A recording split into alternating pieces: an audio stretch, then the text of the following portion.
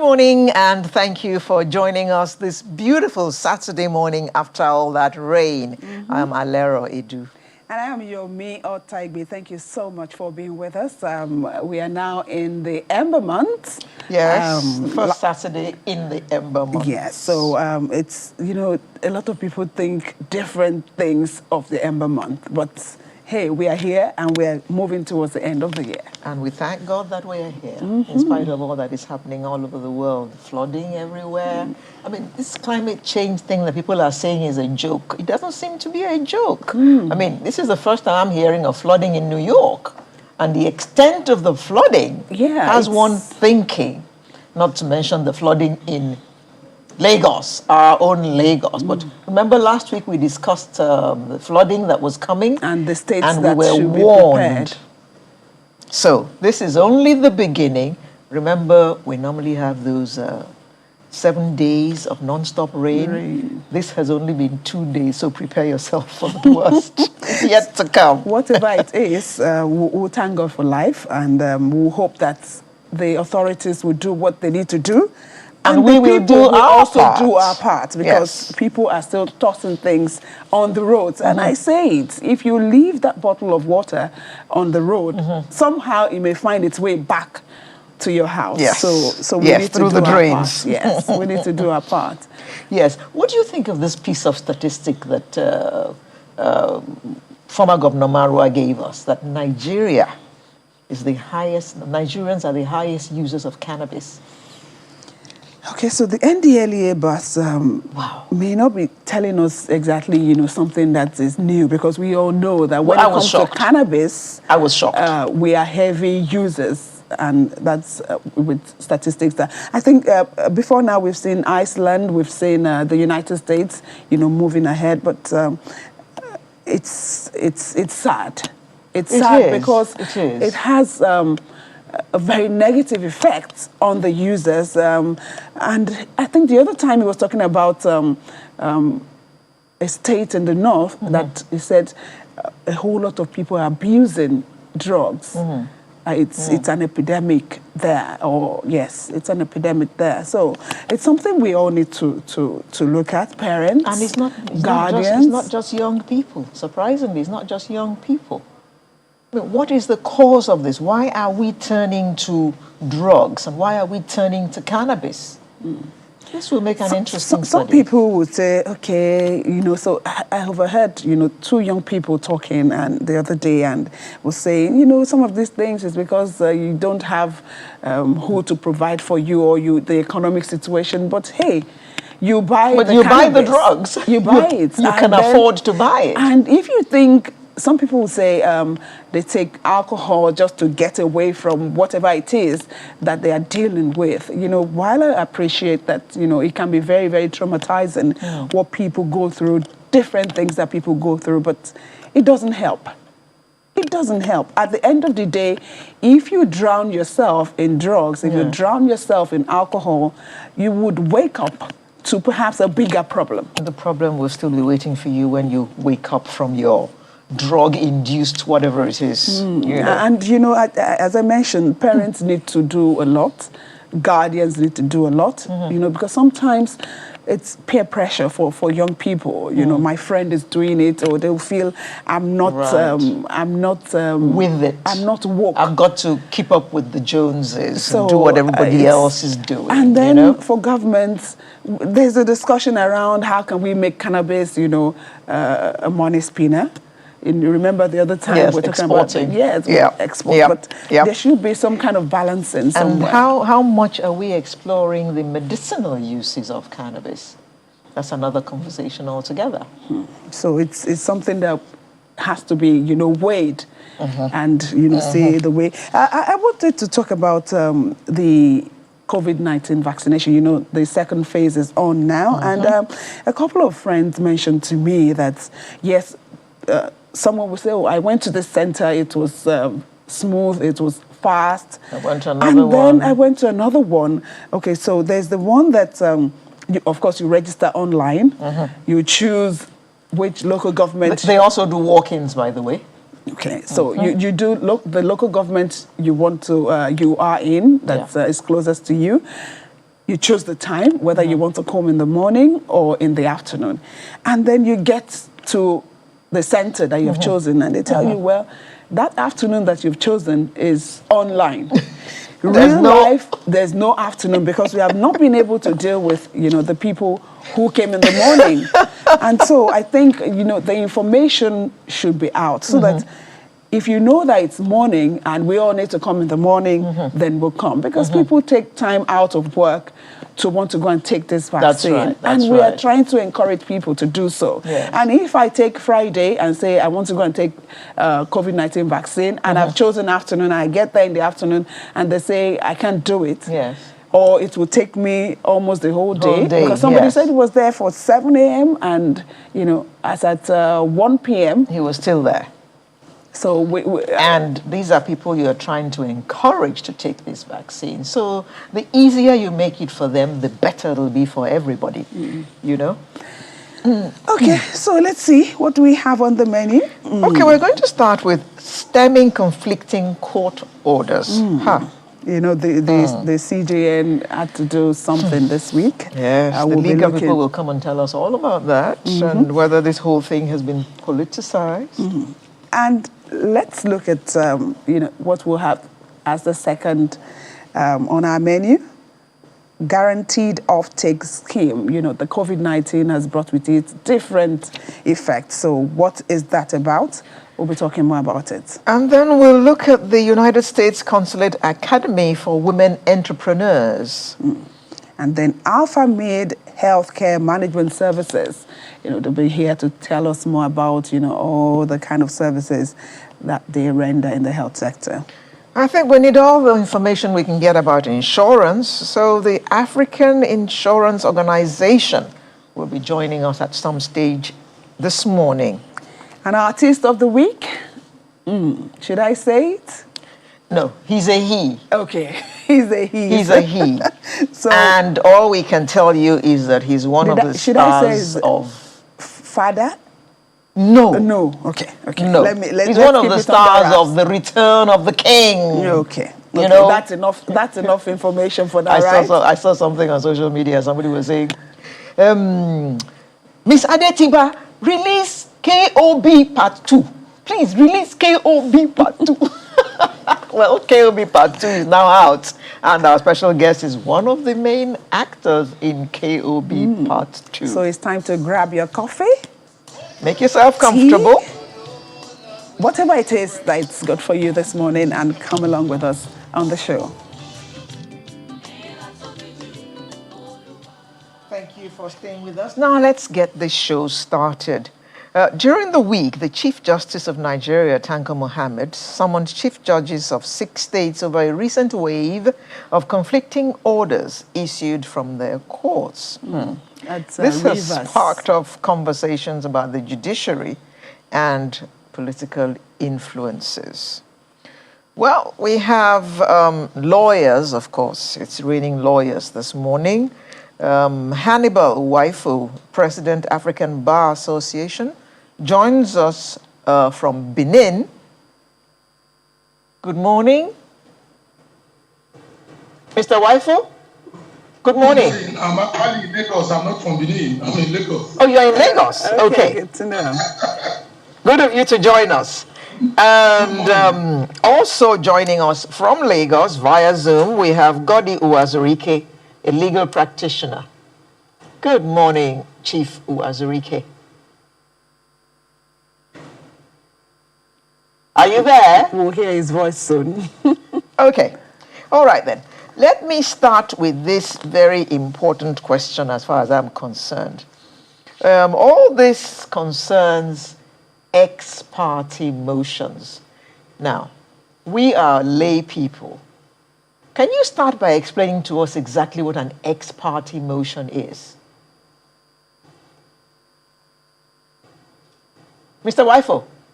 Yeah, good morning. Thank you very much. Yes. God Wadrike, good morning. Oh. And good morning to Channels Television. I suppose that talking to the public will just talk in layman terms. Well, an ex parte application is one which is obtained from a court of law without the other party being present in court. It's usually done in an emergency where an issue will be destroyed if the court is not, or where a rest or a situation will become rudderless, or rather become impossible if the court does not make that quick order for the rest to be preserved. So that is especially what an ex parte order is. But most of the time, when the court gives an ex parte order, it also gives a day where the parties are to return to court, directing the party who has gotten the ex parte order to set the other party on notice, put him on notice that he's in court. And then there's a return date for the parties to return back to court to do the substantive matter. In most of the cases, when the parties are fully in court, the ex parte order may be discharged by the judge or the court, depending on the situation. And the motion on notice is now heard, and the judge will decide whether to grant an interim injunction pending the termination of the case. That's essentially what an ex parte order is. Very much, Mr. Wifo. We've since been joined by another legal practitioner, Mr. Olashukwu Ojo. Good morning, and thank you for joining us. Good morning. Nice Let me just throw this question to you since I have you, a bird in hand. Now, Mr. Wifo has said that these motions are asked for because if a decision is not taken on the matter at hand, something big may happen as a result of the court not taking action. But in some of these cases, it didn't seem like anything would happen. Like in the case of Mr. Secondus and his office, for instance. I mean, it wasn't going to, Nigeria wasn't going to go to pieces if that motion wasn't taken. Yes. Well, it is lawful for anybody to approach the court ex parte. Ex parte means hear just one side. Yes. You don't have to hear the other side. In the interim, we call it interim order, that is, in the present situation, pending the time the other party will come to court. Let so happen. Okay. You can say, stop what you are doing. I give the other party, like in one of the cases, the judge actually said that he abridged the time for the other party to come to court to 5 days, and said within 5 days he wanted the other party to come and show reason why that order should not be made. So ex parte is part of our law. There's nothing wrong in it, and it has certain requirements. It's at the discretion of the judge, right? At the discretion of the judge, according to law. Okay. According to law, there must be urgency, and then the damage to be done must be irreversible. Must be something that cannot be assuaged by damages. That is, maybe by award of compensation. So in this case, in this case of the People's Democratic Party, the chairman of the party, would you say that is, is very expedient? It depends on the wording of the application brought to the court. We have not seen the application brought to the court. Don't forget, the judge don't just issue ex parte orders. Some people ignite it. They must present documents, evidence, everything. Proof must be there that there is urgency. So when the court looks at it, at times some courts take their time to even adjourn. I mean, they may say, give me 1 hour or 2 hours to look through this thing very well.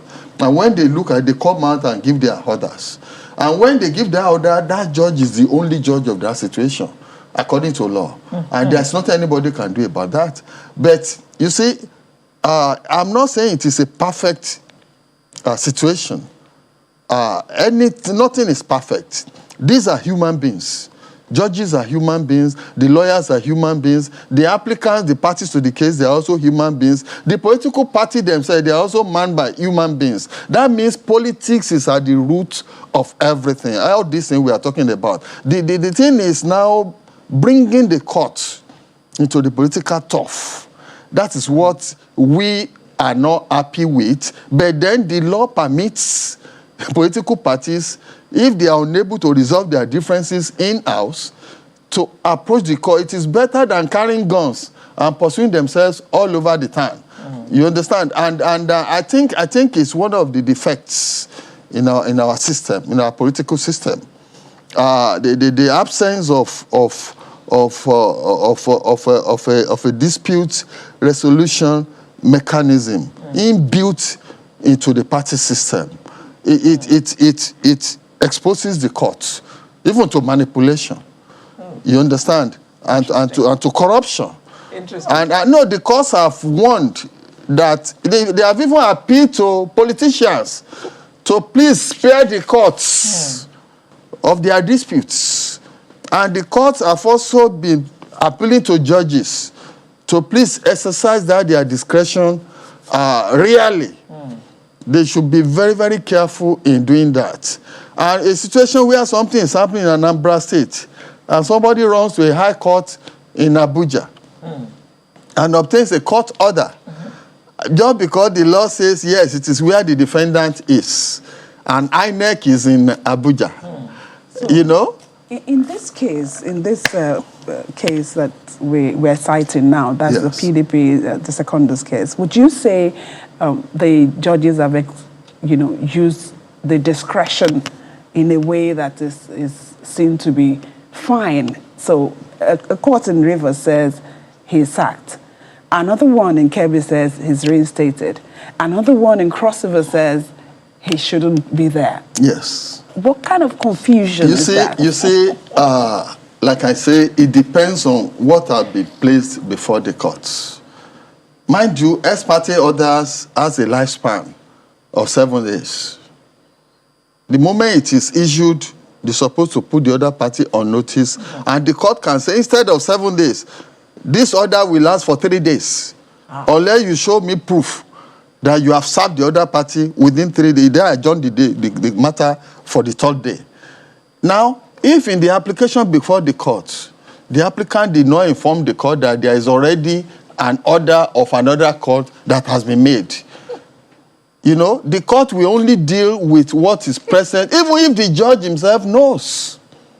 He must restrict himself to the application before him. Now, if the court now finds out later that the party knew that an order has been made, but concealed that fact in his own application, the court can set aside that order on that ground only, on the ground of concealment of facts. Lawyers. Yes. Okay, Lawyers. let's go to Mr. Chief Wazirike, can one therefore assume that ex parte motions only refer to political matters? Ex parte motion and ex parte order can be granted on any issues whatsoever. But then, what is scandalous is the way it is being misused. Political cases, AMCON cases, EFCC cases, they are the very dangerous areas where ex parte order is misused. Because you're only hearing one side. Right now, we're in this political arena of the two parties. In fact, 3, APC, ABGA, PDP, jostling from one court to the other, doing what is called forum shopping. Any judge who is what is his name, judge, will never grant an ex parte order now. The reason is very simple. The issues have been agitating for some time. We didn't go to court when you had a lot of time. You only went to court on the eve of the case.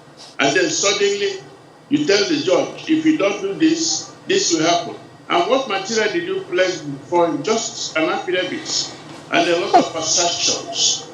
And I remember a particular case almost 40 years ago. To get an injunction, there must be something you give, which is called an undertaking. And when you have that undertaking, where it was wrongly given, then you have to pay heavily. But where there is no undertaking, no judge should ever give it. That was statement of Justice Nemeka almost 40 years ago.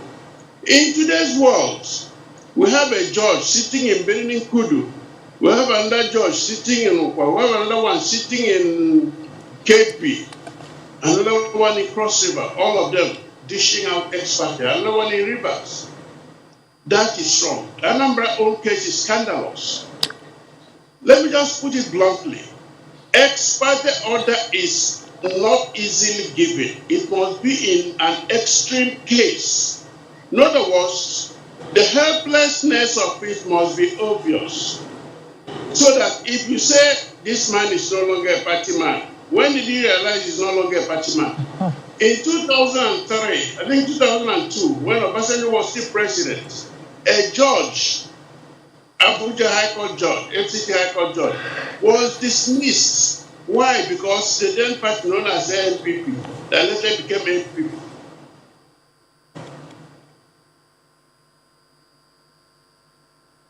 Chief Wazirike, I think the network has taken over. NJC simply came in and then sacked the judge. So today's scandal, today's forum shopping, if it is not stopped with firm hands, it will go up. Let me just give you one small example. AMCON.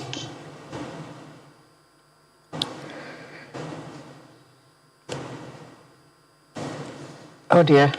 Okay, the network is really in the way. Let me quickly go to Mr. Waifo.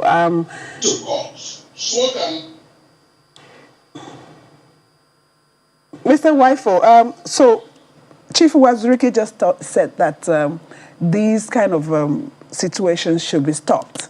And we saw that the CJN came in during the week and invited the judges of Rivers, Kebbi, Cross River, Anambra, Jigawa, and Imo states. Would you say that is the right way to go? Well, thank you. I also want to thank Chief Wazirike for Presented out to them, there will be problems. The very last exposure he brought into the issue. Oh yes, it's in our law books, like Mr. Ojo said. Oh yes, too, it's been abused. Oh yes, that's the reason why the judiciary is panicking. The CJN is worried, not for the first time, not for the second time, not only the first CJN, not only the second CJN, but this thing has gone on. What do we do? Simply because it's in the statute book, we should continue to wallow in this type of behavior? I don't think so. I think the judiciary is about to destroy itself. And so the best thing to do is what the CJN has done. But I think ultimately, we need judicial reform. There must be law reform in this area of law. Why should you grant, and I'm not going to involve myself in whether the ex parte injunction granted in Rivers Court or in Anambra Court or in Benin Kudu Court, whatever, is right or wrong. But we can now see that these orders are all conflicting one another. And that's what Chief Wazirike is saying is scandalous to the entire judiciary and to the entire legal profession. So are we going to continue to encourage it and leave it there? My answer is no. We must sit down, look for law reform, find a way to tie the hands of judges when granting this thing. We must sit when granting an ex parte order. We must agree, the reform must agree that this is the only type of situation in which you can grant an order. Like Chief rightly said, it must be in a case of total helplessness. And in most of the cases, you must, like in the past, like it was said, what Justice Emeka Agu said in one of the judgments, you must give very heavy undertaking that if this is wrongly granted or that you have sworn falsely, so the affidavits accompanying the application, then you are going to pay for it. In most of the cases, to my mind, and with all due respect, I think the time has come for us to even include imprisonment, because what is happening now can destroy this country. It threw the country into unavoidable crisis during in 1993, during the infamous ABN activities. We are all aware of all this. We are dancing towards the same angle again. So it's not about PDP or about APC or about one judge or the other. The issue is that these orders are conflicting, they are wrong, and they are scandalous. and the CJN is right. And that's the reason why we have been saying, listen to what the CJN has been saying. The CJN is a gentleman. Look at his judgment.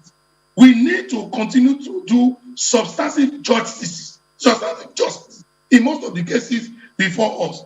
Most of these ex parte injunctions, when they are gotten, they are used and they last forever. It becomes the judgment. Nothing else is done again. From one court to another, the whole issue at stake, whether they are even justiciable or not, are all mired in controversy. So there's a very big problem. And I don't agree that because it is in our statute book and because a judge has a discretion to grant it, it should remain there irrespective of the scandal it is creating. It's time for judicial reform or law reform. Thank you.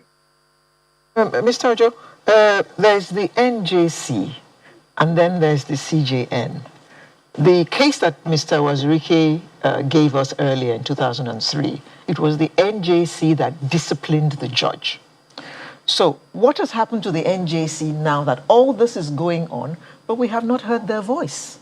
Well, NJC will only act if there is a petition before it. Oh, so it's it like is EFCC all over again. Yes, There's no petition, all is cool. Yes, it is up to the aggrieved party to complain. To immediately complain to the NJC. With facts to the NJC. Okay. And I agree with my colleague that ex parte has been abused serially too. And it is still being abused.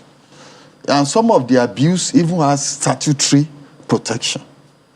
For instance, the EFCC, behind you, they will go to court, obtain ex parte order to detain you for a long period. And you are not aware.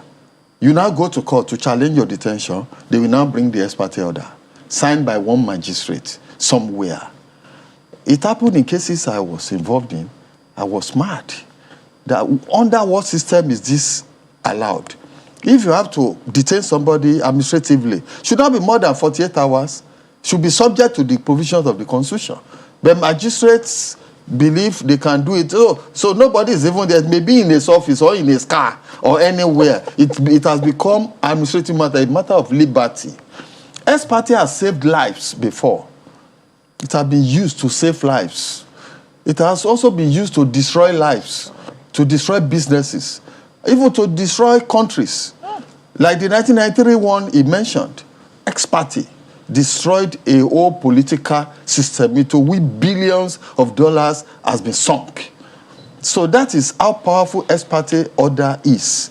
And I agree with him, if you are going to do any reform, you cannot backdate the reform. That's just the thing. And we just have to face the reality of trying to appeal to judges. You have to appeal. They have judges' rules.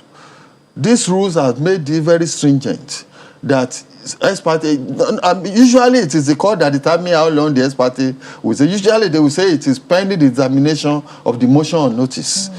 Some judges will say, oh, this is your ex parte matter. I've read it, go and put the other party on notice before I will look at. Leave your ex parte application the way, go and serve the other party, let them be aware. And I will now make another that I give them 5 days or 3 days to come to this court and show reason why I should not make this order. And if the other party, people can be too smart, and corruptly smart too. When you know that, okay, you have just 5 days within to respond, somebody will say, don't let us do anything. The 5 days expire, there's nothing. The judge has so much powers that he can latitude to function and prevent abuse of court order. If I say go and serve the other party, and the other party, I have proof that they have been served, and they didn't bother to come.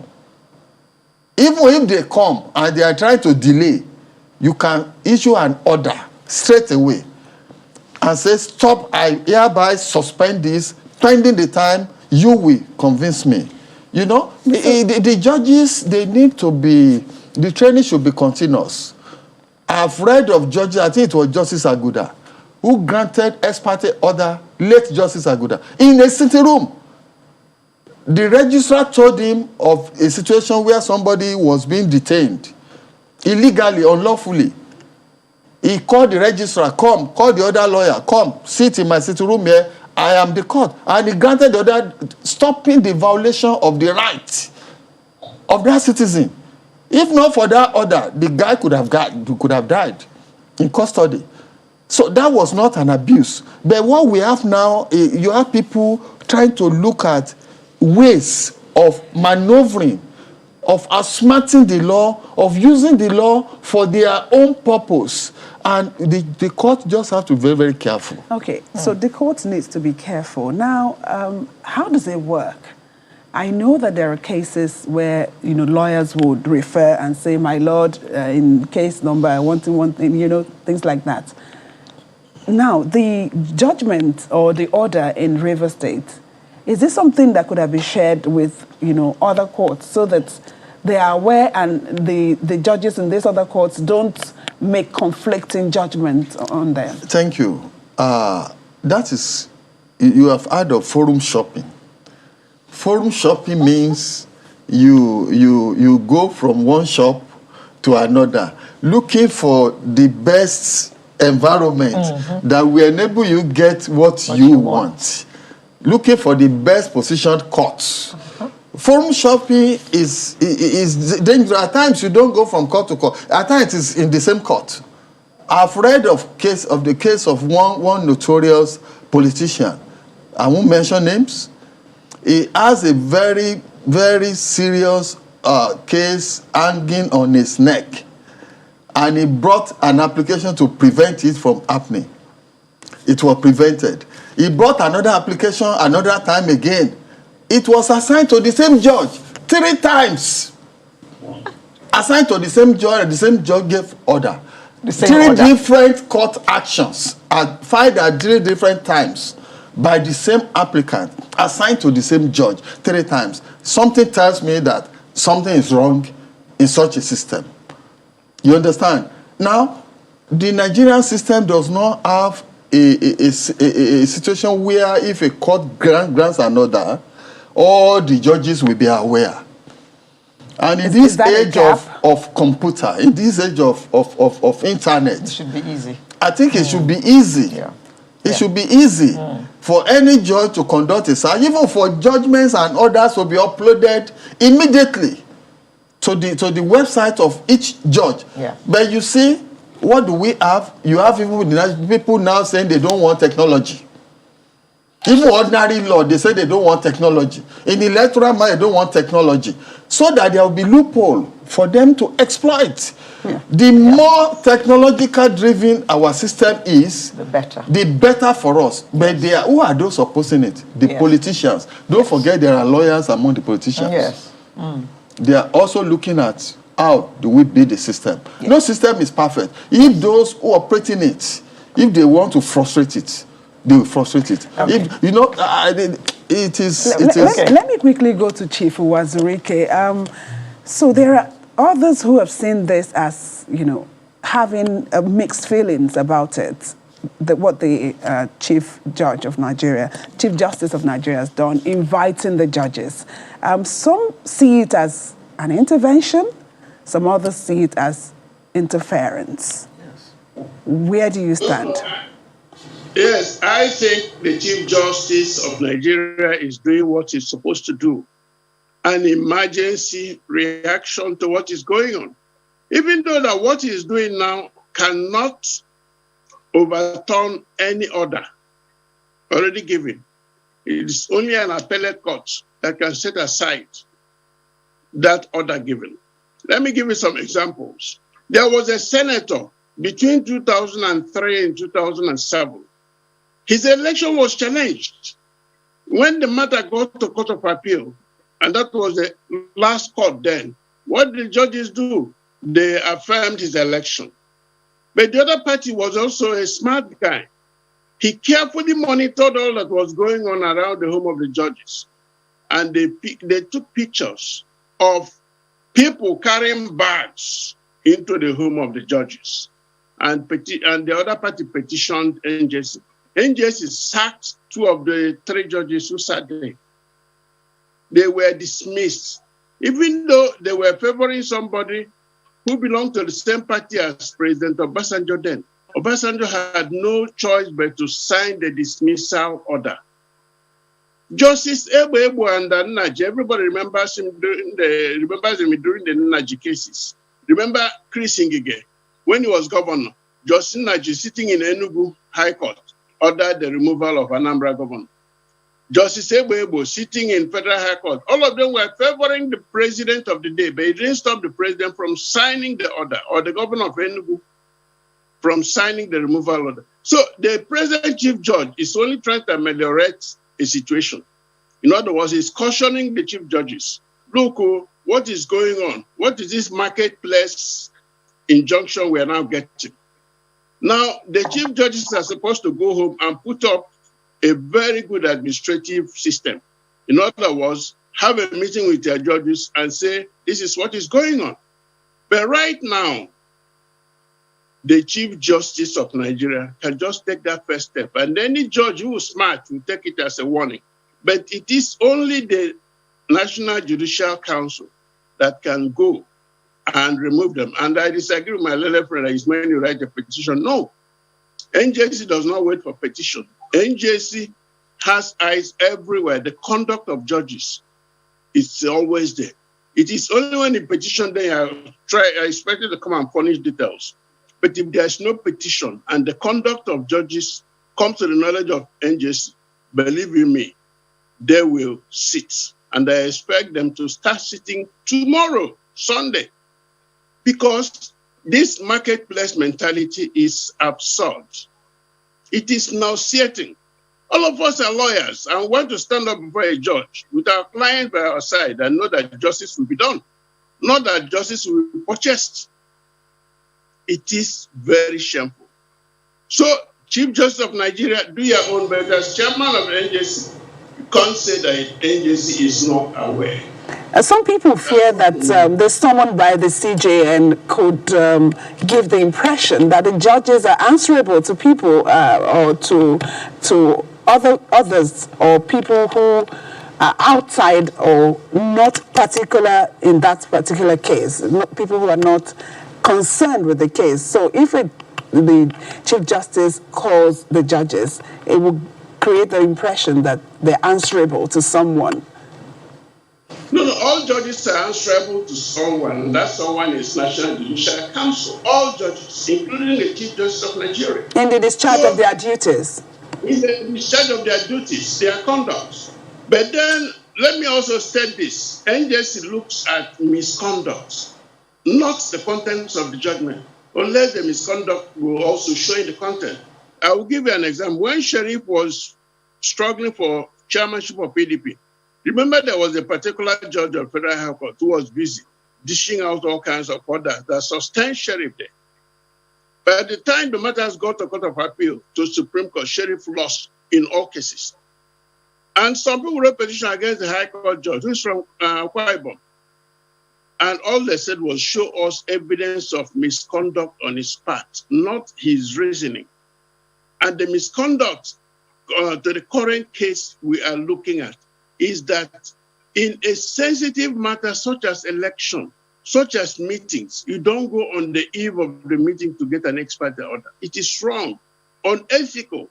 You had all the time to do something. Remember, I told you the case of the ANP where the judge was dismissed.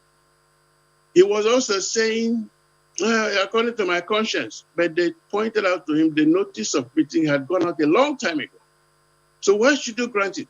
And I remember a personal experience I had with Justice Shegu of blessed memory, High Court of Lagos. I came for an ex parte. He just glared at me and said, my friend, can't put them on notice. I'm not granting the order. Case adjourned until you're ready. That is what you expect. Ex parte order has its own uses, such as when you want to break down a house, when you want to block a road, when you want to save lives. But then, believe you me, in political cases, every judge must be careful. You know the reason? Those who were favored, who are normally politicians, they believe they have settled you, and they move on. No politician has ever looked back to see the suffering of the judge. Those judges I mentioned, nobody looked at them. They're just languishing. But the beneficiaries of that misconduct are soaring higher and higher. So when you befriend a corrupt politician, you're only part of his corrupt system. He can never bat an eyelid to save you. That's my view. Mr. Wifo, some would say that these things are going on because the judiciary has been politicized, and for that reason, to borrow the words that Mr. Chief Wazirike just used, bags are going in and out of houses and offices. Well, my view is that the problems we face is not necessarily ex parte order. It's conflicting and irresponsible ex parte orders, unlawful ex parte orders, ex parte orders that are given that are clearly a violation of the law. Let me state this very clearly. Judges are not above the law. Judges' discretion are not personal discretion. They are discretion that must be given judicially, exercised judicially and judiciously. And they must be exercised in accordance with the law. So the story here is not about even ex parte orders. It's about conflicting and scandalous ex parte orders. I've talked about judicial reform. I've talked about law reform. Now, take for instance, we have a matter going on in Anambra State. That is where the governorship election is taking place. There are courts in Anambra State. You have the Federal High Court. You have the Court of Appeal there. You have the State High Court there. Why will you live there and begin and say that INEC is in Abuja, therefore you go to Abuja? Does it make any sense? It does not in any way. So if there is any lacuna in the law that allows that, it should be blocked, such that all the parties dealing with Anambra are in Anambra State, and no judge can now have the effrontery to grant an order saying he didn't know.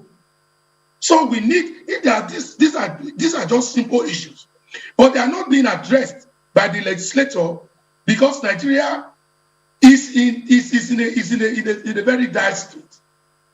Everything about the country, all the safe nets are being gradually destroyed and desecrated. The judiciary is the last line of defense. It is the last hope of the common man. It is the savior of the country. The judiciary is deliberately destroyed. Or if it is inadvertently destroyed, the country is totally finished. Everything will collapse. Therefore, we must understand that this issue Channels Television is raising this morning is not the first time it's being raised, but it is one of the most fundamental issues as we head towards the 2023 election, because we are going to see a lot of issues arising out of this type of behavior. It is not enough for the CJN, like Chief Wazirike have said, to call the judges, appeal to them. Judges are not above the law, they are under the law. It is our duty as legal practitioners to protect judiciary. And I want to assure you, Channels Television today, that we have a lot of very good judges in Nigeria and across the African continent. And they are still doing their jobs conscientiously and in accordance with the law. We also have a lot of bad eggs that have been influenced by politicians. We cannot close our eyes and begin to dance around it. These are the problems. Like I said, I'm not referring to any particular thing, any particular case. But I'm saying that this is where we are going. Some of these judges are appointed through political influences. And that is what the Nigerian Bar Association are depleting and avoiding. That is what lawyers are depleting and avoiding.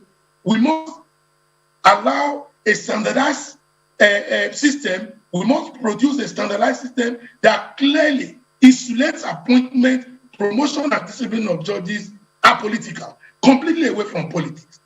Because Wifo, thank you, Mr. Wifo. We need to wind down now, Mr. Wifo. So I need to ask each of you the same question, which is, so this is going on, these ex parte motions and conflicting ex parte motions are going on around the country. What is the way forward? We need to get out of this. So what is the effect Mr. Waifo, would you please let me wind up? So what effect will the CJN's effect, what effect will it have on him calling all these judges together? Do we expect to see a difference in behavior of these judges who are carrying on the way they are? Mr. Ojo, you first. That is your last word. The way forward. On this program, that last word is just to tell you, you have not seen anything yet. Nigeria is programmed, is designed to self-combust. It's a question of time. We have seen it. Over-centralization. Why should a federal be concerned about election in Anambra? Why can't Anambra State has its own electoral system, electoral commission, so that it is only Anambra State court that will deal with issues there? The issue is too deep. If you look at values, some people believe in cash and carry in their part of the country. Some people don't believe in due process in their part of the country. Some people don't value even human life in their part of the country. But you are grouping everybody together under the same system. That system, time is ticking for it. We see what Nigeria is becoming. So that are just the thing. My own last word is, you have not seen anything yet. Chief Uwazurike, the way forward. Well, it's not my last word, just my temporary words. We have to close this segment now. We have to shut it down. All right, now, the crisis we have in the judiciary is present and also imminent, in the sense that if we don't arrest it now, it will get worse. But I am happy with the judgment of the Court of Appeal yesterday. The president of the Court of Appeal was very blunt in ruling. The Anambra High Court judge was actually being mischievous in the entire proceedings. We need such emphatic rulings. Supreme Court, in the case of Jim Ibrahim versus Jagede, was so angry that he removed the silk of a lawyer, and that lawyer has not been seen in public up till now. So what do we do and where do we go from here? National Judicial Council should sit in a matter of days. The Legal Practitioners Disciplinary Committee should also sit and bring in the hammer on them. When you bring in the hammer, others will learn. But if you treat them with kid gloves, even the inauguration of President 2023 can be stopped by ex parte order. So a stitch in 9, as they say, always saves, a stitch in 10 saves 9. Okay. In this country today, the chief judges are also political office holders. If you don't know it now. They were confirmed by the House of Assembly. So the Chief Justice of Nigeria was also confirmed by the National Assembly. So as it is today, they must all work hand in hand to save the country. If not, we're all going to pieces. Okay. Mr. Waifo. Yes, thank you. I have made my submission for today. The CGN's intervention is only temporarily, very welcome, but temporarily. The permanent solution is, like Ibuaruke said, very, very, very tough discipline on these judges and lawyers involved in this. And then lastly, permanently law reform. Thank you. Thank you very much, Mr. Hannibal Waifo, President, African Bar Association. We also had Chief Godi Uwazurike, a legal practitioner, as well as Mr. Olashupo Ojo. All three legal practitioners. Thank you very much for sharing your insight with us this morning. Thanks so much. Sunrise will return in just a moment with another interesting conversation. Please join us.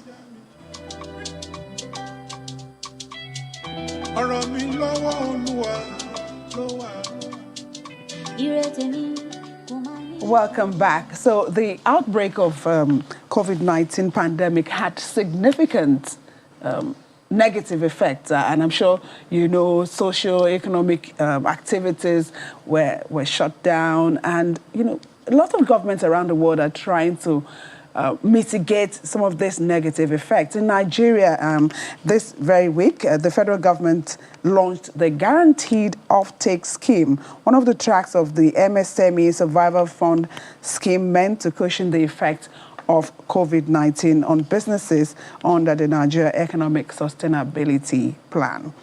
And we'll take a look at what this scheme is all about. And we have joining us from our Abuja studio, the Special Advisor on Micro, Small and Medium Enterprises to the Vice President, Mr. Tola Adekunle. Thank you so much for being here with us this morning.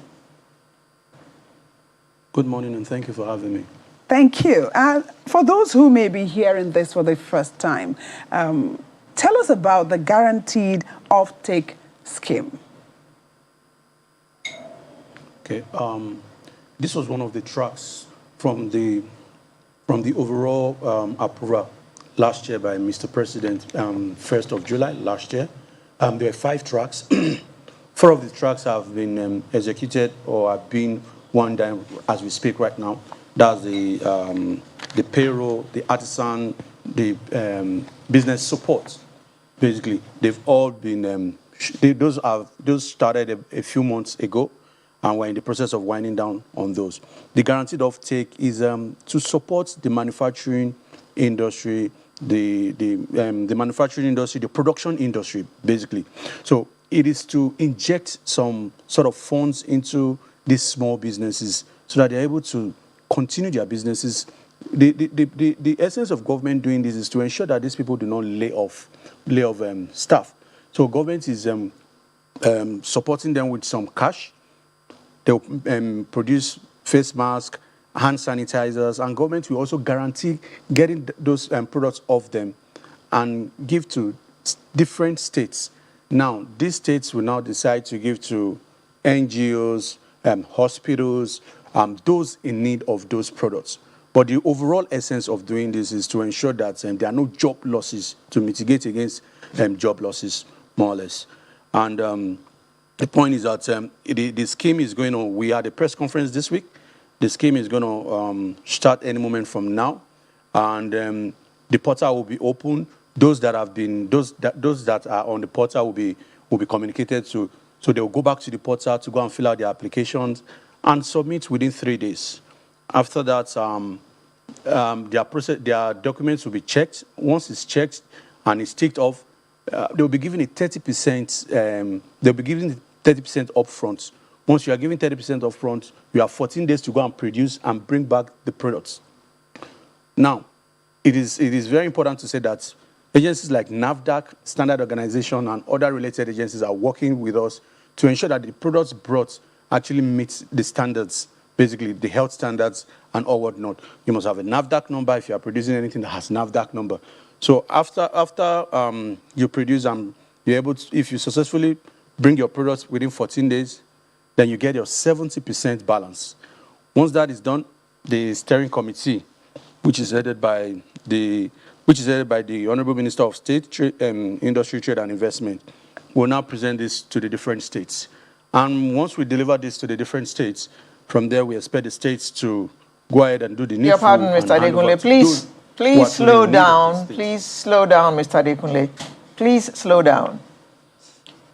You have spoken of funds going to be given to these SMEs. MS,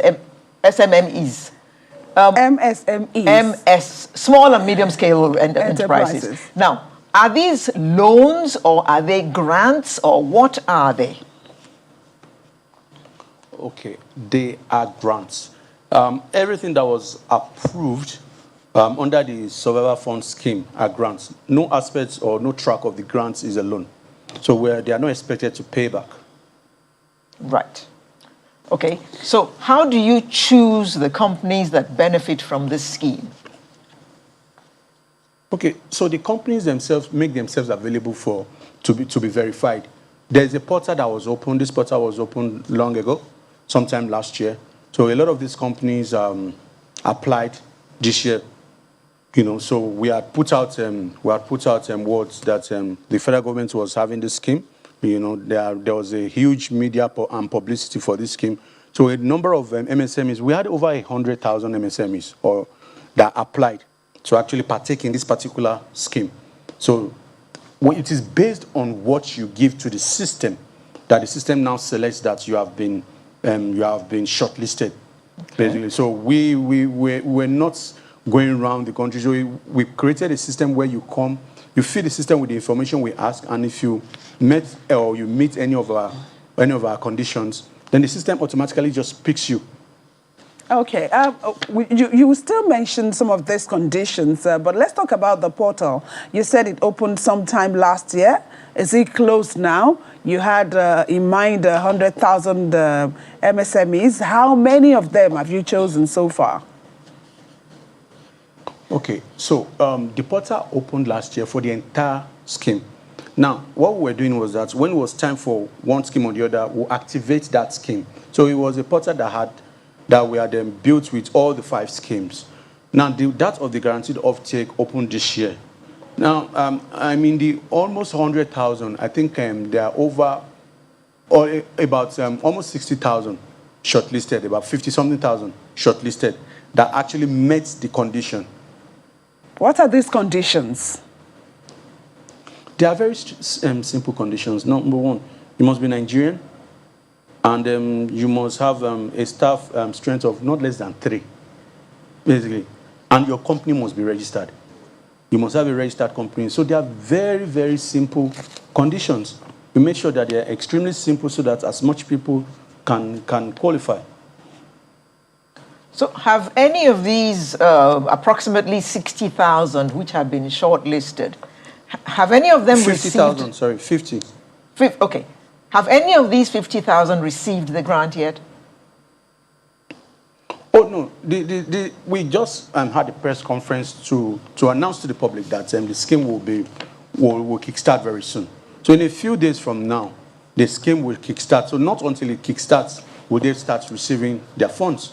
But let me quickly say that over 1 million people have received the Survivor Funds scheme as we speak.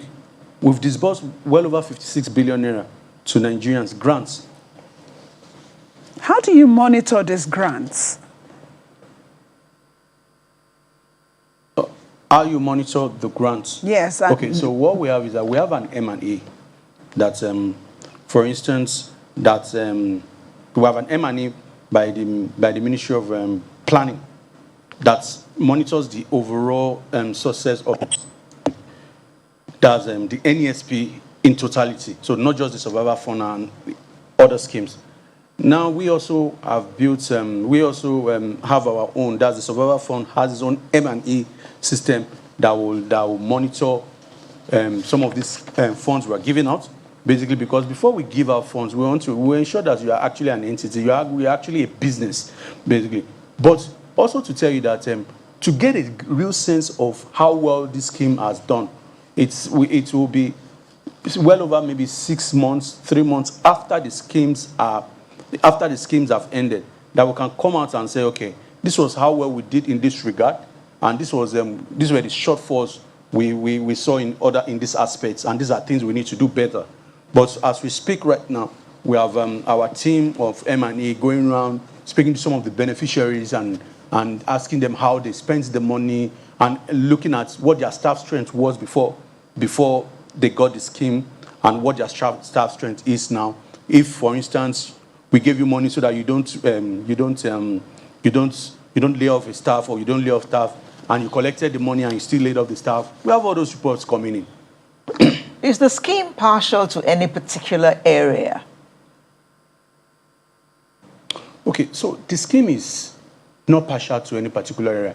It is the scheme is for every Nigerian who has those 3 things we've mentioned, and it is based on first come, first serve. If they are shortlisted, right? Yes, if you are shortlisted. Okay. You'd have to go to the system, you'd have to apply. Okay. So when does disbursement begin? Disbursement will begin once the MSMEs have submitted their application on the portal. In a few days' time, they'll start getting emails and text messages to their phones to say, go to the portal, you have 3 days to upload your documents. Because we have to verify the documents they give us. If you give us a document of CAC, we'll check that document with CAC that that company is actually really registered. If you give us a document with NAFDAC, we'll check with NAFDAC that that document is actually really a genuine document as well. So once we are satisfied with some of these documents you give to us, we go ahead and disburse 30% to you so that you can go, you can begin production. What's the portal? How can MSMEs who are interested in this get to this portal you're talking about? Okay, now let me quickly say that that portal is closed. It's only going to be open for these shortlisted people. And the shortlisted the shortlisted MSMEs, the MIS will send them messages once we want to begin. The portal is short. It's short for all schemes. But you say that your target is 100,000, and for now you've only got 50,000. Yes. So why is the portal shut? Yes. But because what we need to do is that must understand that there was a timeline for this scheme. There was a timeline of 3 months for this scheme. Now this scheme was approved in July. The entire scheme began sometime in August, September last year. And if you must agree with me, we are running into almost 9 months, 10 months now in the scheme, or even almost a year. There were issues that obviously necessitated the elongation of the scheme. But the truth is that we left the portal the portal was initially open for a certain period of time. Not too many MSMEs qualified with those with the criteria, and I just read that right now. With those conditions, not too many MSMEs. Now, for the ones that now qualified, with the almost 100,000 that came to the portal to apply, a whole lot of them do not even have their businesses registered. Their businesses are not registered. The scheme is not meant for, it's not personal schemes. It's meant for businesses. So it's not for instance, it's not for a toller, basically, or for a Chamberlain. You know, so it's for businesses. If your business is not registered, we cannot proceed with you. So we are allowed for so much room for the portal to be open, and at some point we had to close the portal. There are 5 tracks of this scheme. The steering committee is going to ensure that we are going to reach 100% in all our tracks. And if the guaranteed offtake scheme, we now see that there's a peculiar issue. Peculiar issue in the sense that those in that space are not registered. Then we'll now have to see what we can do about that in the next future. But at some point, we have to close the portal. We have to shut the portal.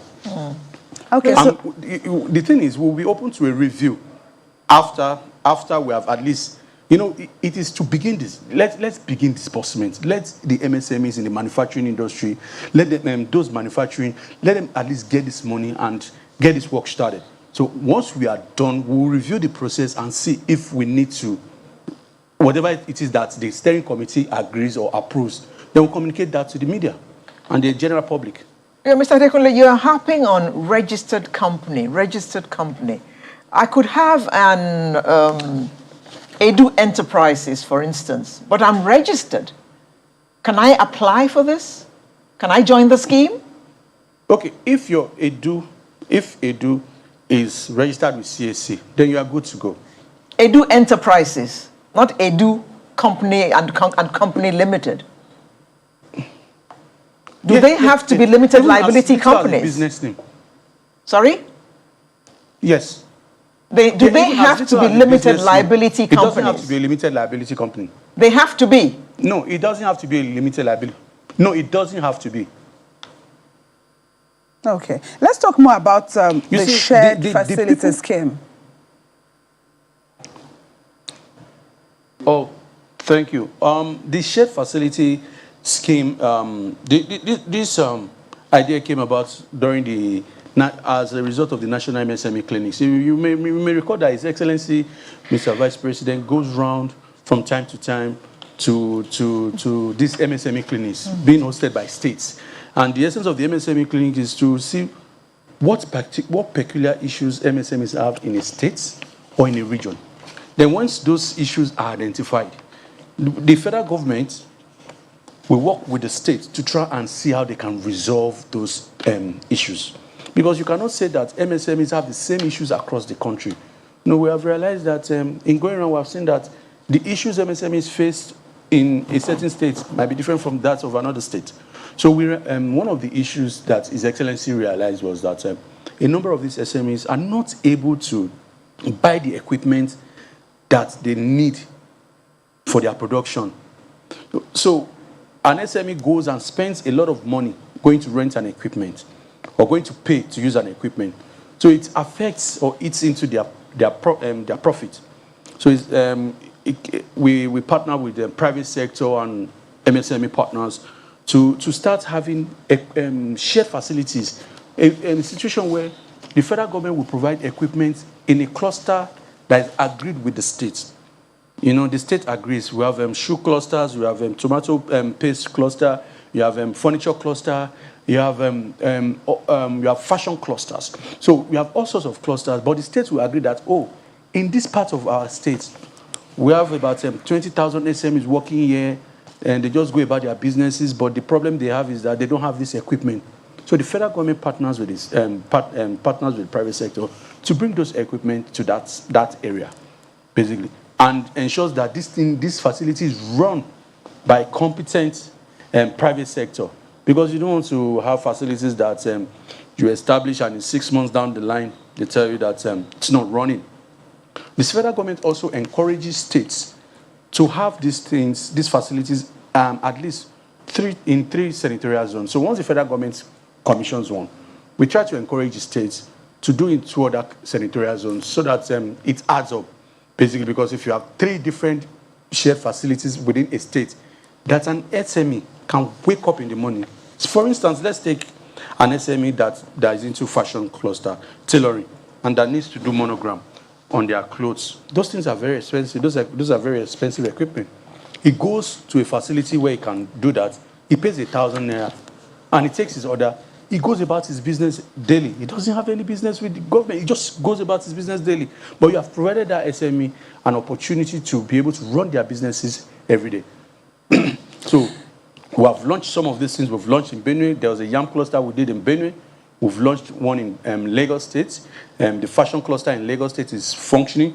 And I want to thank this Lagos State government. What they have done is that they've ensured that all their parastatals in the state go there to go and make to go and produce their clothing and their shoes and all whatnot. We just launched, His Excellency just launched another one in Anambra State some time ago, about 3 weeks ago in Anambra State, and that's a shoe cluster, basically. So there are more coming before the end of the year. We're going to have a tomato paste production center in Kaduna. We're going to have one in Kebbi. We're going to have one in Ogun State, Katsina State. Ebonyi 2 is launching another shared facility as well. What we're trying to do is that between now and next year, want to ensure that every state has at least a shared facility, and that's the mandate of His Excellency, the Vice President. Okay. And we are working with states to try and achieve this, and with our private partners as well. So for this guaranteed offtake scheme, you're planning to disburse 15 billion naira. Is that correct? Yes, that was the budget for it. Okay. Quickly, in sometime in February, the Minister of State for Industry, Trade and Investment, Ambassador Miriam Katagum, revealed during one of the updates for the MSME program that 27 billion naira has been disbursed to micro, small and medium enterprises. How has that gone? What feedback are you getting from that? Okay, so as at that time in February, we are disbursed to, the payroll system. One of the major tracks in the survival fund was a system, or is a system where we support business owners, school teachers, school owners, all sorts of business owners. We support 10 of their staff. If you pay your staff below 50,000 naira, we'll pay them the minimum wage of 30,000. We'll pay 10. We pay a maximum of 10 staff, a minimum of 5. And we had done as at that time when she made that revelation, we had paid a lot for this for the payroll system, basically. And if you are asking of feedback, at that point, a number of teaching associations and a number of private school owners had written to actually thank the government for that support. They didn't see it coming. And even when the government said they were going to do it, not a number of them believed it, that it was going to happen. And what we did was that we paid the money directly to the beneficiaries. Now, who are the teachers? Because what we got the school owners to give us the details. You give us the details of those you want us to pay as government. And they did. When it was time to pay, we verified their BVN, we verified their account numbers, and we just paid the money directly to the teachers. We paid the money directly to the teachers with the knowledge of the owners of the schools. And the feedback we've gotten from that has been very, very positive. I don't know if you may recall that they requested for a meeting with His Excellency. There was a virtual meeting where a lot of these people who got the money, a lot of the private teachers, the private school owners requested for a meeting with His Excellency, and they were thanking him for the support, because imagine $500,000 in your business every month for 3 months. For those that got 10 staff supported, and worst case, if you got 300,000 for 3 months supporting your business, what that will do for you is that it will have freed them some money that they were supposed to use as salaries to do some other things in the business as well. However, I must quickly state that whilst they are thanking the government and very happy with the support, a number of them are saying that the scheme should continue. They are saying that it should be extended. They are saying that the 3 months should be extended to 6 months. Some of them are even saying maybe 1 year.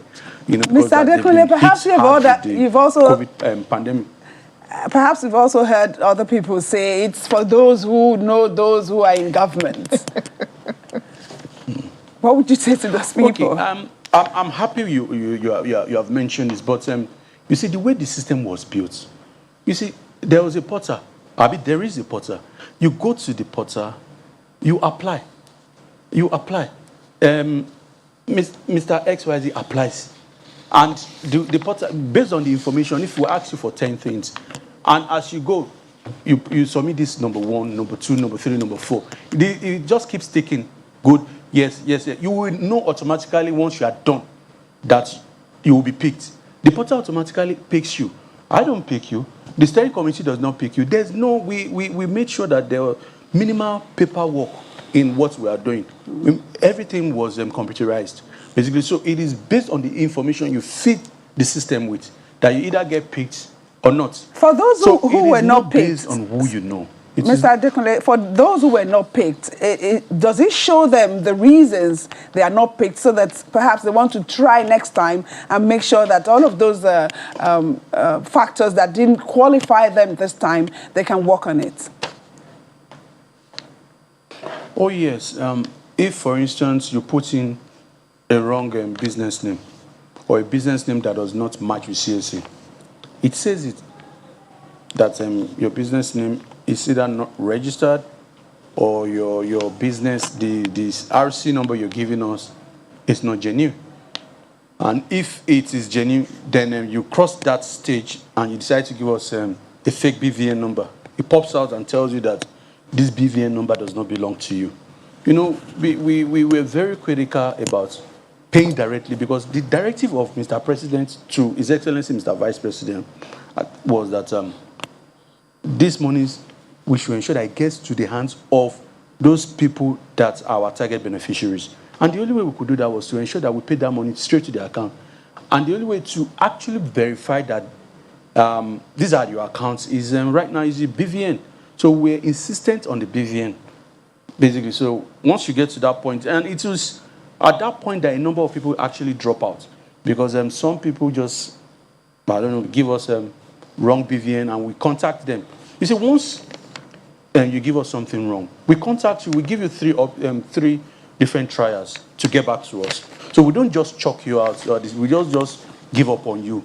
We say we tell our people to contact them and say, oh, you have gotten to this stage, but we realize that your some people even at the point of payment, they realize that their BVN is wrong. We get those paying to call them and say to them that, oh, you need to supply us with the right BVN. Okay, thank you so much, Mr. Tola Adekunle, Special Advisor on Micro, Small and Medium Enterprises to the Vice President. We can only wish you all the best and hoping that Nigerians will indeed benefit from this. Thank you for coming. Thank you very much.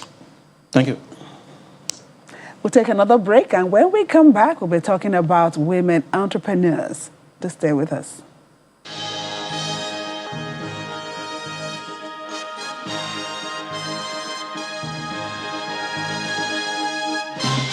Thank you for staying with us. Now, let's move on. We'll be looking at the United States Consulate Academy for Women Entrepreneurs. Well, this is a free United States government initiative that supports women entrepreneurs around the world. And to tell us more about this, we have the U.S. Consulate Deputy Public Affairs Officer, Jennifer Fultz. Good morning. Good morning. And we have two ladies who have gone through this scheme, and they're proud to come and tell us about it this morning. We have Beauty Martins Ajayi, and she is the 2020 Academy for Women Entrepreneur alumnus, and she's the creative director of MOBA Design. Good morning. Good morning. And I'd also like to welcome Ifeoluwa Folawiyo, the 2020 AWE alumnus and founder of Tafe Organic Rack. Thank you. Thank you for joining us. you Tafe for having me. Organic Rack. Now, let's start from there. What is Tafe Organic Rack? Okay, thank you.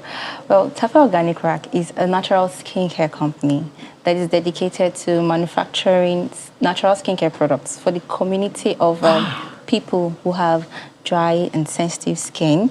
We help them find relief from these skin conditions and restore their confidence back. Oh, so you have soaps and you have creams and you have stuff like that. Yes. Okay. Now to you, madam. The AWE is in its third year. What is this all about and how did it all start? So it actually started back in 2019, and the White House launched the WGDP initiative. And this was the first time the whole US government came together to look at how to empower women economically around the world. And the Department of State and the US Consulate here in Lagos are so committed to empowering Nigerian entrepreneurs, especially women, that we became a pilot country for this program. So we started in 2019 with 100 women. And then in 2020, where both of these women are from, that cohort, that was 120 women. And then this year, on September 7th, we will launch our third edition for 250 women. And when I say this program is very competitive and there's a lot of interest, we had over 15,000 applications this year for just 250 slots. Wow. So you've been moving from 2019 when it started, 100, 2020, even within the pandemic? So that was, for this cohort in 2020, we had to switch everything virtually. And we were able to do that very successfully. The whole program is based on Dream Builder, which is an online course. But then we bring in the Nigerian context by bringing in Nigerian female entrepreneurs who are very successful to serve as resource persons, as mentors. And so we were able to actually successfully do it online in 2020. Now, why is the U.S. Interested in doing this? So the U.S. really believes in empowering Nigerian female entrepreneurs because when women are empowered economically, they reinvest in their communities, they reinvest in their families, and that has a ripple effect. You know, that really boosts the education and skills of the workforce. And in the end, that leads to a more economically boost for Nigeria, as well as it enhances stability. Beauty Martins, tell me about your experience. My experience during the AWE program was one of the most amazing experience for me because it came at a point where I was literally shutting down. I was in between deciding if I was going to go ahead with my dream and the idea. But with the Dream Builder course, the facilitators and everything, it brought me back to a sense of belonging, to say, oh, this was community, this was home. And in all of this, I was learning. And that was the point where I made up my mind that I was going to forge ahead with the business pursuit. What were you learning? Not your dream. The business is my dream. Okay. What were you So learning? this helped your dream. It helps progress your dream. Progress my dream. Okay, what we learned from the course? So there were different phases of the course. The Dream Builders was one of the core, which started from your idea, building your dream. It talked about literally it was a business school for me. That was what it was, and it was a simplified business school, because we had to go through every process in the business, from accounting to financing to even funding your dream. So they basically even taught us ideas on how you could fund your dream without having to wait for funds from wherever. But that was an amazing process for me. How do you because fund your dream without waiting for funds from somewhere? basically, one of it for me was bootstrapping, being able to start where you are, start with what you have, and then grow over time. Because the reality is, most times, if we're starting a business, irrespective of how much you've been able to put in, you still are testing the idea. So in testing the idea, how about you start with what you have, test the idea with the market. If the market welcomes the idea, at that point, you'll be able to say, oh, yes, I can now grow this from where it is to where exactly I want it to be. Okay, Mrs. Falawio, did you own Tafe Organic before you joined the course? Oh, yes, I did. Okay. So what effect did being in the course have on your business? Oh, wow. There's a lot to say, because it has moved me from a ground level. Keep it short. Yes, I will. It has moved me from ground level to a different level entirely, a higher level. The course, with the programs, the design of the program was I think it was specified to help you think out of the box with your business and think of how to move your business, make your business go global. Because that is what it has done for me. Because I've been able to move in just 6 months of the program, after the program, post the program, I've been able to move from operating from a room in my apartment to having my own factory space, which is 30 times bigger than where I'm coming from. 30 times? Yes, bigger than where I'm coming from. I was just me working with a temporary staff. Now I have 2 permanent staff. I have a temporary staff and with me. So I have 4 people on my team. And also my revenue has grown over 1,000%. I never thought of exporting, but the program made me, it gave me clarity to dream bigger. To see so much more in my business and how to make it happen. And now I export to the US, I export my products to the UK and also Canada. Wow. And it's surreal because, when I think of where I was last year in my business, let's say December, I never thought it could happen so fast. Well, Jennifer, no need to ask about feedback from all those who attended the academy. But in the meantime, her business grew exponentially. I mean, does this program have any part where it provides funds for those who are taking part in it? So not directly related to AWE, but there are other benefits, like the community they mentioned. Now they have a network of hundreds of other female entrepreneurs who can help them as they work to grow their business. But because AWE has been so successful, it drew the attention of the U.S. African Development Foundation. And so they reached out and they said, what you're doing in Nigeria is amazing, and we want to help some of those women boost their businesses. So we had, in 2019, 3 of them successfully received grants, and then in 2020, 7 of them. And actually, Beauty is one of them who received a grant from USADF. Mm-hmm. Grants? That means you don't have to pay back anything? No, you don't have to. Now, okay, we've heard about how her business grew. How did yours grow? Okay, my business grew from a point of almost closing down to going over, I would say 200%. I wouldn't say 1,000 because at the time where AWE came through, I was literally thinking of shutting down. But then in the course of the program, I met other amazing women who were doing things I could look up to and say, oh, it means I can move forward. So during the AWE course, I was able to understand structure, because one of the major issues I had in my business was I was doing everything myself. So in the course of the program, I learned in one of our courses that for you to grow your business, you had to set up structure.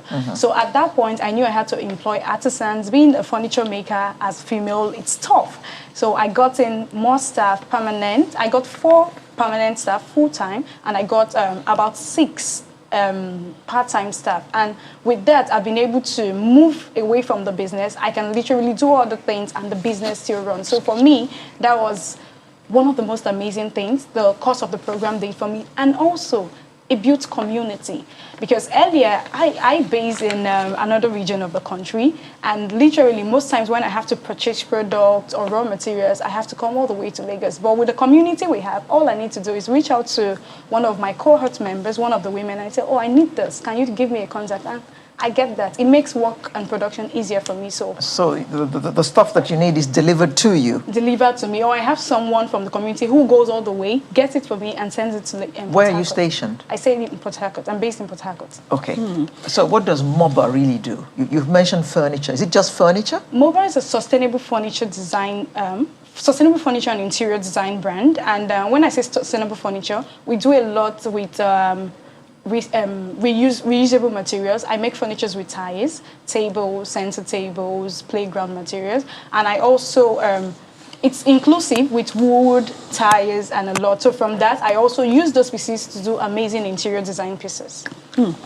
Jennifer, we understand that there's a special cohort for migrants who would return to the academy. Tell us about that and how you're supporting them. Yes, so in the 2020 cohort, we had 20 women were selected as from among those who had returnees back to Nigeria. And so, they were all aspiring businesswomen, but they were coming from, difficult backgrounds and were maybe at a lower level in their businesses as some of our other women. And so we had a very focused special training for them. And they came out with so much more confidence. I think that was one of the biggest things that happened. But we wanted to give them even more of a boost. So this year, we gave them a 4-day special training on how to pitch your business, how to get in front of an investor or a partner and really pitch your business to them. And actually, last night was the closing of it. And I was just mentioning it earlier that the 3 of them won prizes. They won cash prizes to boost their businesses. And I have to say, honestly, by the end, we were all crying because it was so powerful that really maybe just a year or a year and a half ago, where they came from in their lives, many of them felt like they had no hope. And this program has given them hope and has given them a business, and now they have just really found their footing back in society. So it's really amazing. So It's one thing to have an idea, a business idea, and be able to pitch it properly, just so you can attract, the necessary grants or, support. Absolutely. Exactly.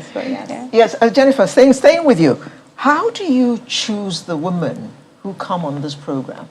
It's a very good question. So we haven't mentioned yet that, of course, I'm not out doing this on my own. My colleagues at the Consulate, we don't have this type of expertise and manpower to get out and do it. So we have a very amazing partner.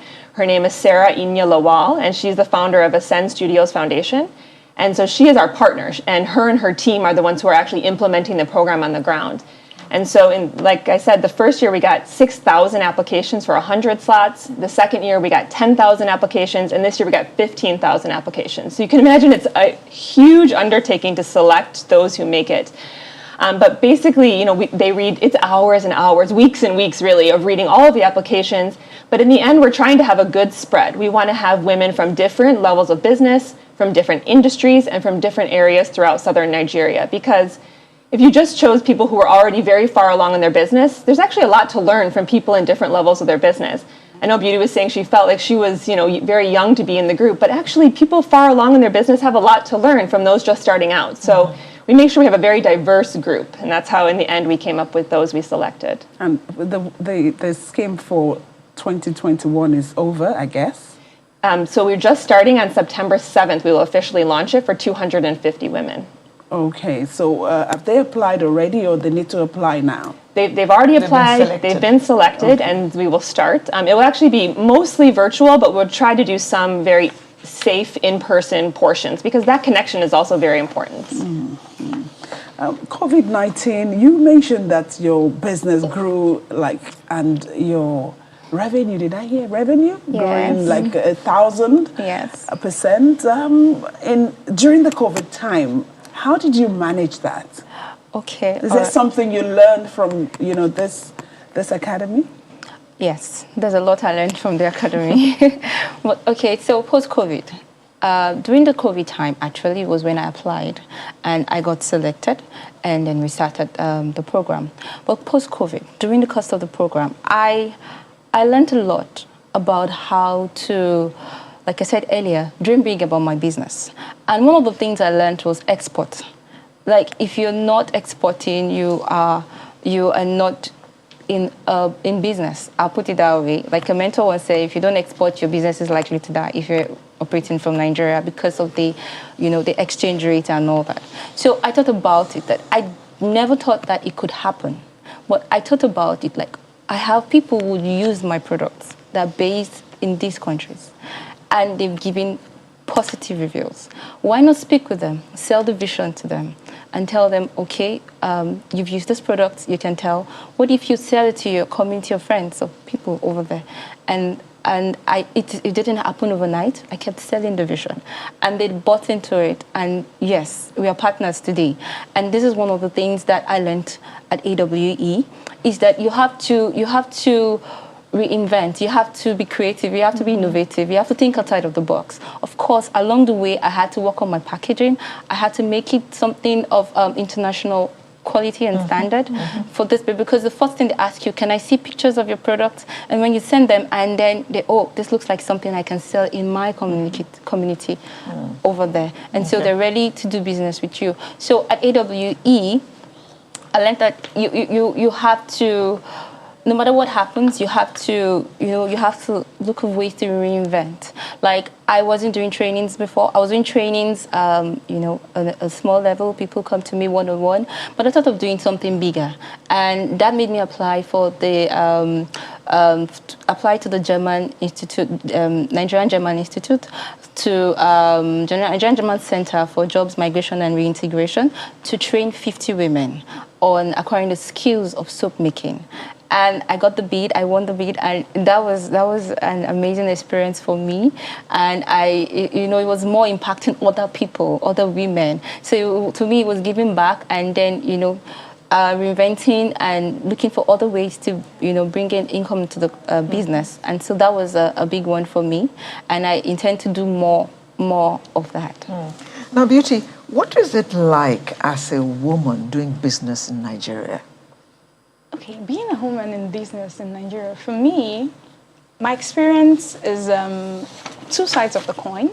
When I started initially, it was tough, especially for my industry. I go to the market and what are you doing? Yeah, it's mainly men who. It's mainly men. There. So sometimes I right. go to the market, I'm wearing maybe a jean and a t-shirt. And they're like, did you come here with someone? I'm like, no, I came to buy wood. Wood. You came to buy wood. What are you? I said, I'm a furniture, and they hold my hand. And they're like, I said I'm furniture maker. Are you making furniture? Over time, it was difficult because sometimes I go to the market, you get harassed. But then, over time, they got used to it. And it's not amazing because most times I get support in terms of, I go, maybe I'm bidding for a job and there are so many men, no hurts to anyone. And they look at me like, you're a furniture maker, can we see your work? And I say, oh, you get it. Because you're a woman, there's an amazing kind of support. There's an amazing kind of support. So that's really beautiful for me because I get the support. I go for jobs. I show them my gender. Because you're a female and you do what you do well. So it's two ways, not necessarily just because I'm female. I'm female in a male-dominated industry and I'm doing it well. So most times it gives me opportunity. It gives me room for opportunities. Okay. Now we need to start winding down. So let me ask you this, Jennifer. Are there other programs or initiatives that support entrepreneurship in this part of the world, organized by the United States Consulate, of course? Absolutely. We have a lot of other exchange programs where we send, for this program, the women stay here. And even though once they graduate, we consider them to be our alumni, so they're part of the U.S. Consulate family. We have other programs where we actually send Nigerians to the United States on different topics, but sometimes on entrepreneurship. And then we also do fund other organizations who are doing smaller entrepreneurship trainings here. So we recently did one where they were training, it was called Stay-at-Home Moms. So it was training women who were staying home, maybe because of young children or because of the pandemic, but giving them the skills to run businesses out of their homes. Mm-hmm. And a lot of those, similar to our graduates from AWE, have taken off as well. Mm. And the director is telling me in my ears that some men are asking, don't you have an academy for male entrepreneurs? We don't have Academy for Male Entrepreneurs yet, but all of our other trainings in general are focused at both men and women. This happens to be just a special program for women. And, you know, we were talking earlier, when women support other women, amazing things happen. And so I think something we really focus on is building the confidence of the women and then teaching them that you don't have to compete. Just because you're in the same industry, you're actually going to grow more if you collaborate. And that's something that, you know, is really unique and special among our AWE graduates. I'll share with you a word I learned from Professor Pat Utomi. Mm-hmm. He said you can co-compete. You can cooperate and compete. So the competition doesn't have to be, you know, like competition fierce and we're fighting each other. We can work together and still end up competing with each other. Let's support each other. Congratulations, and congratulations to you women. Thank you. And we wish you all the best at your next cohort coming up next week. Next week. Mm-hmm. Well done, ladies. I think I'll come and learn how to make soap and all that from you. No, I can't learn how to make furniture now. Congratulations to all of you. This is a success story. Yes. Thank you very much for coming. Jennifer Fultz is the U.S. Consulate Deputy Public Affairs Officer, and she came along with two alumna of the AWE from the 2020 cohort, Beauty Martins Ajayi, as well as Ifeoluwa Folawiyo. Thank you all very much for coming. Thank you. Thank you. Sunrise will return in just a moment with another interesting conversation. Make sure you stay with us.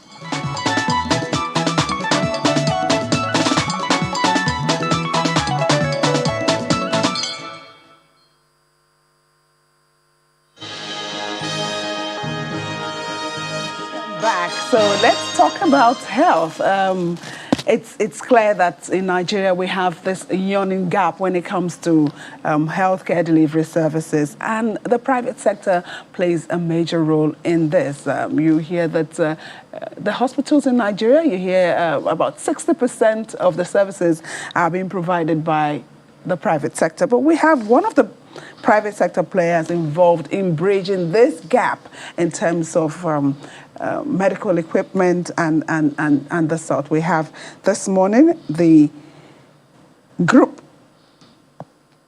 managing director of Alpha Med Group, Engineer Femi Akintunde. Thank you so much for being here. Thank you very much. Thank you. Nice to be here today. Good to have you. So it is Alpha Med Group. Yeah. That means you have other business concerns under that. But we're talking about Alpha Med Healthcare Management Services. Yeah. Let's start from there. What are you involved in? Okay, so thank you very much. Alpha Med Group has three major lines of business. First is facilities management, which provides quality environment for people to live, work, and play. Corporate offices, commercial, residential estate. And we also now have a real estate development arm, which provides housing development, particularly affordable homes. And we build for government, civil servants, we build for people in the middle income bracket. We are doing some things for building about 1,000 for Enugu State currently. Then we have a vertical for healthcare management, which primarily looks at the healthcare space and identify gaps in terms of delivery. What is not making healthcare work well? We provide solution to that, and that's what the healthcare arm of our business focuses on primarily. So what is that major thing you think is not being provided in the healthcare sector in Nigeria? Right. The starting point is for us to understand one thing that says that health is wealth, but wealth without good health is hell. if you're healthy, Wealth without good good health is hell. hell. You better be poor and not have good health. Now, when you are very rich and you don't have good health, then you know that it's living on earth as if you are living in hell. So whether somebody is rich or somebody is poor, all of us, we need good health to enjoy life, which is God-given. And we have discovered that a lot of simple medical cases get escalated and become very complex by the time people get access to medical solution or medical assistance. But doctors will also tell you that accurate diagnosis is more than half the cure. For us to achieve this accessibility problem, we need to make healthcare available to everybody and make it affordable. Because if it's available and it's not affordable to me, I can only look at it, see it, I can't enjoy it. So that is the solution that we are trying to bring to play. We believe that Nigeria has a major problem with healthcare. And that problem can be connected with the state of our healthcare facilities. Number one, they are not enough. Number two, they are not within the location that ordinary people can have access to it. And number three, yeah, that's what I mean, that they're not adequate. They are not accessible to people where everybody needs it. Number three, is that even where they're equipped, the equipment are not in good functional state. And to deliver quality health care, it starts from you being able to understand what is wrong with you. So our people today, they delay going to the hospital because it's far from them and it's expensive. So they take to self-medication. And the self-medication results in complications that makes it more expensive. So I say that affordable healthcare is not necessarily about getting healthcare service that is cheap. It's preventing the problem before it gets complicated. If you prevent malaria before you have it, it's cheaper. When somebody has cancer, and it's still at stage 1, the cost of treating it at stage 1 is not the same thing as treating at stage 4. Stage 4 is as expensive as losing the life. So we are saying that let's address the problem of accessibility to help our nation manage the inadequate resources that we are deploying into different infrastructure by helping people, taking healthcare closer to them to prevent problem from aggravating. Then we will discover that we spend less. But when you don't plan it very well and you don't have the services close to people, it will be very expensive by the time you discover. We can see on the screen, I think this is your facility and some of the equipment there, I guess. Yeah. Yes. So, Mr. Kitude, how are you intending to do all this? Right. Because I'm looking at it as a very big task. You're talking about Nigeria. Yeah. And you have healthcare management services. You only have one office, maybe either in Lagos or Abuja somewhere. But you're seeing the big picture. You're seeing Nigeria. So how do you intend to do this? Bring healthcare closer to the people, all people in Nigeria? Thank you very much. That's a very interesting question. As an entrepreneur, we don't see problem. We see solution. That's what excites us. If we look at it from that perspective, it will appear as if it's overwhelming, but it's not. It's onerous, yes. It's not in the sense that there are sufficient systems that has evolved that makes that task very simple today. And I always believe that it's only Africans that can provide solution to African problems. To the extent that if we continue to import solutions from advanced countries where their own environment is already prepared to make services available in a particular way and format, we can't use it here. So with big hospitals, you have general hospitals, teaching hospitals. How many of it can you have all around the country? Ikorodu, Ekpe, Bagada, Badagry. You go to Shubu, How many general hospitals can you have in every community, every local government? You can't. But what we are saying is that those fixed structures, let's have them where they are. We have come up with the concept of modular healthcare facility, which is called MHF, which is the picture you saw there. The concept is that let's break down healthcare into smaller modules and gradually scale it up. So each of the module is like a cabin, 8 by 4. Looks like the size of a container, all right? So we're saying it starts with the first module, which is a basic module for primary healthcare. It starts with a small admin area, waiting area for people, and a tele-consult. So the idea of the tele-consult is that anywhere you can use telephone, we can use the bandwidth there to connect anybody from any village in Nigeria to the city center, where you have the best of the consultants. You have eliminated 2 problems. Problem of transport logistics, problem of timeliness of intervention, and problem of accessibility, that the person knows that within 5 kilometers from me, there's a small cabin that I can go to and access the best gynecologist available in Nigeria anywhere. And guess what? One thing we've also discovered is that Nigerians in diaspora, because people keep saying, oh, Nigerians are leaving Nigeria, medical doctors are leaving. Sorry, there's very little you can do to hold people back where you're not providing them with enabling environment to function properly. But we're saying, even if you leave, you're still a Nigerian. By connecting to technology, I'm able to access the best Nigerian doctor that is located in America to provide service to that old woman in Odiomu village through technology. Okay, so you've talked about bridging that gap in terms of diagnosis or clinical diagnosis, so that even if you are in Osun State, you are able to connect, for instance, with a consultant who is in Lagos. Definitely. So after the diagnosis or the clinical diagnosis, what happens next? Okay, so the diagnosis is the starting point, and our module has the radio diagnosis and has the laboratory analysis. So when you go into that place, everything that the doctor will do for you if you go to the big hospital can happen there, because that's the starting point.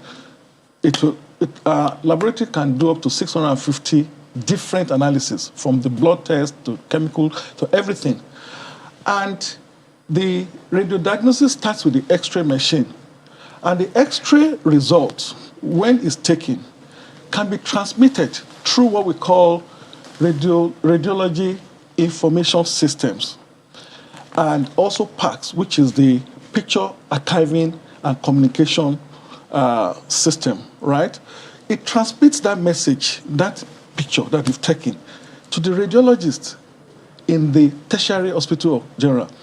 Once he sees it, he will read the problem, and he can prescribe to you what will be the solution to the problem, because it's as good as you standing or visiting him physically. So once he prescribes, our system also has what we call e-prescription system. So chemists are registered on the system, on that technology platform. So when they prescribe to you, you don't need to come and collect the medicine in the hospital. You go to the nearest, the system will check the nearest chemist to you to go and pick your medication. Even in Odiomu, that you use that as long as there's a chemist there. It's our job to organize those people, the supply chain, that within a distance of like 1 hour from you, chemist that is there, you can go there and pick your medication. Because as long as the person can use telephone and we can transfer money, everybody does electronic banking today. So technology has made it so easy to make the world a global village. So from the basic of our model in the village, we also have the one that we call the secondary healthcare. That one has the X-ray system. And then we have MHF3. It has the combination of the laboratory, the telemedicine, the radiology services, which is the X-ray, but it now has what we call the computerized tomography, which is a CT scanning system. It's a 64-slice CT system. When you enter the machine, there's a rotation. It takes 64 slices of your body and forms an image that allows the doctor to know what is wrong. That's what you use to detect cancer. So when cancer is still at stage 1, the man in the village doesn't need to come to general hospital or tertiary. It will be discovered early, and then they tell you exactly what to do. Then we have an advance, which is MRI as well. So how many of these are available in the country now? So we just did the first prototype, which we display at Bagada General Hospital. And right now, we have capacity to produce up to 1,000 in a year, right now. And the patronage is rising. It was launched on June 26th by the Vice President, represented by Mrs. Orelupe Adejoke Adefolure. She was the one that represented it. And yesterday we had a meeting with Ghana Healthcare Service, because Ghana is already interested, and they're going to be placing large orders. No, I think you have your work cut out here. Let's face this place first. Nigeria first. Because now I'm wondering, okay, you're going to make all this available. Yes. Are you prepared for the amount of awareness that you have to create so that people actually go to these containers as you have described them, instead of rushing off to the capital city to go to the hospital? I am extremely delighted that you mentioned that, because that's another problem we've just solved. What you discover is that when people have ordinary headache that can be treated at the primary health care, they rush to the general hospital. Teaching hospital. The teaching hospital is congested with minor cases that would have been treated at source. So our solution, because it's nimble and small, we will reduce the level of crowd in the general and the tertiary hospital. So the awareness is going to rise the more we can deploy, because we've made it cheaper if it's available. We can deploy this in smaller units to different locations. Our primary health care system is not working now. Even when they are there, the grass is overgrown in those places. People don't even go there. The fact that I'm poor doesn't mean I don't know what is good for me. Nobody wants to die. So they don't go there because it's not functioning. The workers are there being paid salary, but they're doing nothing. So what we are saying is that Nigeria needs to understand that we need to start from somewhere. So when we do that, another good thing is that it's able to connect data, because we have what we call electronic medical records with it. One of the problems of our healthcare planning today is that we don't have sufficient data. So the system is wired through a network that gathers data of the type of ailment people are bringing. So in planning our healthcare and allocating budget resources, it also makes it very easy. This is part of the awareness we're raising. The Ghana board that contacted us, they saw it on digital, on the platform, on the system. They want to build 111 hospitals in 18 months. And people told them it's not possible. Until somebody saw our solution and said, look, this is the solution to your problem. And they called. We've had 2 meetings with them already. Nigeria, we've met with the minister, Honorable Minister of Health. We've met with the SDG Special Assistant to the Presidency. We've met with the Commissioner for Health, Lagos State. He has visited. Commissioner for Health, Ogun State, has been there. We've contacted every single teaching hospital all over Nigeria. Over 800 communications have gone out. Our communications department, they've been working around the clock to make sure people see this. And we've used our money to build it, because a lot of Nigerians have ideas, but if you don't bring it to reality, people don't know what you have. It's on paper. But what we've done is that when we finish the design, we put money behind it, and we partner with the best. We partner with GE, General Electric Healthcare. So we have it on grant. People can visit it at Bagada to see what it looks like and feel. Okay. What plans do you have for maintenance? Because you know, when it comes to maintenance, we have a bit of issues around that. That is our bread and butter. I mentioned that our primary business is facilities management. That's what we've been doing for almost 15 years now. And you're an engineer. And I'm an engineer by background. But that's the interesting thing about engineering. You can apply engineering to solve many humanity problems, right? So we have a team of biomedical engineers, but we also leverage technology for the maintenance, because these units, these modules are interconnected. We have what we call the computerized maintenance management system that predicts the different things you have to do at different times, inspection on daily, weekly basis, and then we resolve all the maintenance issues. Thank you so much for sharing all of this with us this morning, and we're hoping that all those who should look into this will make sure that they do so that we can bridge this very wide gap when it comes to healthcare delivery in Nigeria. We've been having a chat with the Group Managing Director of Alpha Mid Group, Engineer Femi Akintunde. Thank you so much. Thank you very much. It's a pleasure being here today. Thank you. Thank you. We'll take a quick break now. When we come back, we'll be talking about insurance. Just stay with us. Thank you for staying with us this morning. Now let's talk some insurance. Like I said at the beginning, we need more education about insurance. But unfortunately today they're not here to educate us on why we should have insurance for our health and for other things. I guess they will touch on that. Well, I hope so. We'll be pleased because the more we know about insurance, the better. Because we don't appreciate insurance in this part of the world, but it's very, very important. We pray. Because you can't pay for everything out of pocket. Insurance, we pray. You don't have to pray. insure. You buy your car, you pray on it. Yes. More than praying. Well, delegates from within and outside Nigeria will be gathering for 4 days here in Lagos, Nigeria, for the 47th African Insurance Organization Conference. And the theme for this year is Rebuilding Africa's Economy and Insurance Perspective. Well, I can see where they come in building the economy. Yes, I can just imagine it. Well, I'm not the insurance person here. We have the deputy chairperson of the association and chairperson of the local organizing committee for the 2021 conference, Mrs. Ebelechukwu Nwachukwu. Good morning. Good morning. Thank you for having me. We also have the Director General and CEO of the Nigeria Insurance Association, Mrs. Yetunde Ilori. Good morning. Good morning. My pleasure being here. Good to see you again.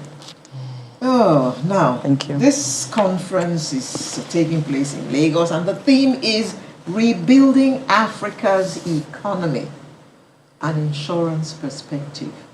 What exactly is that perspective?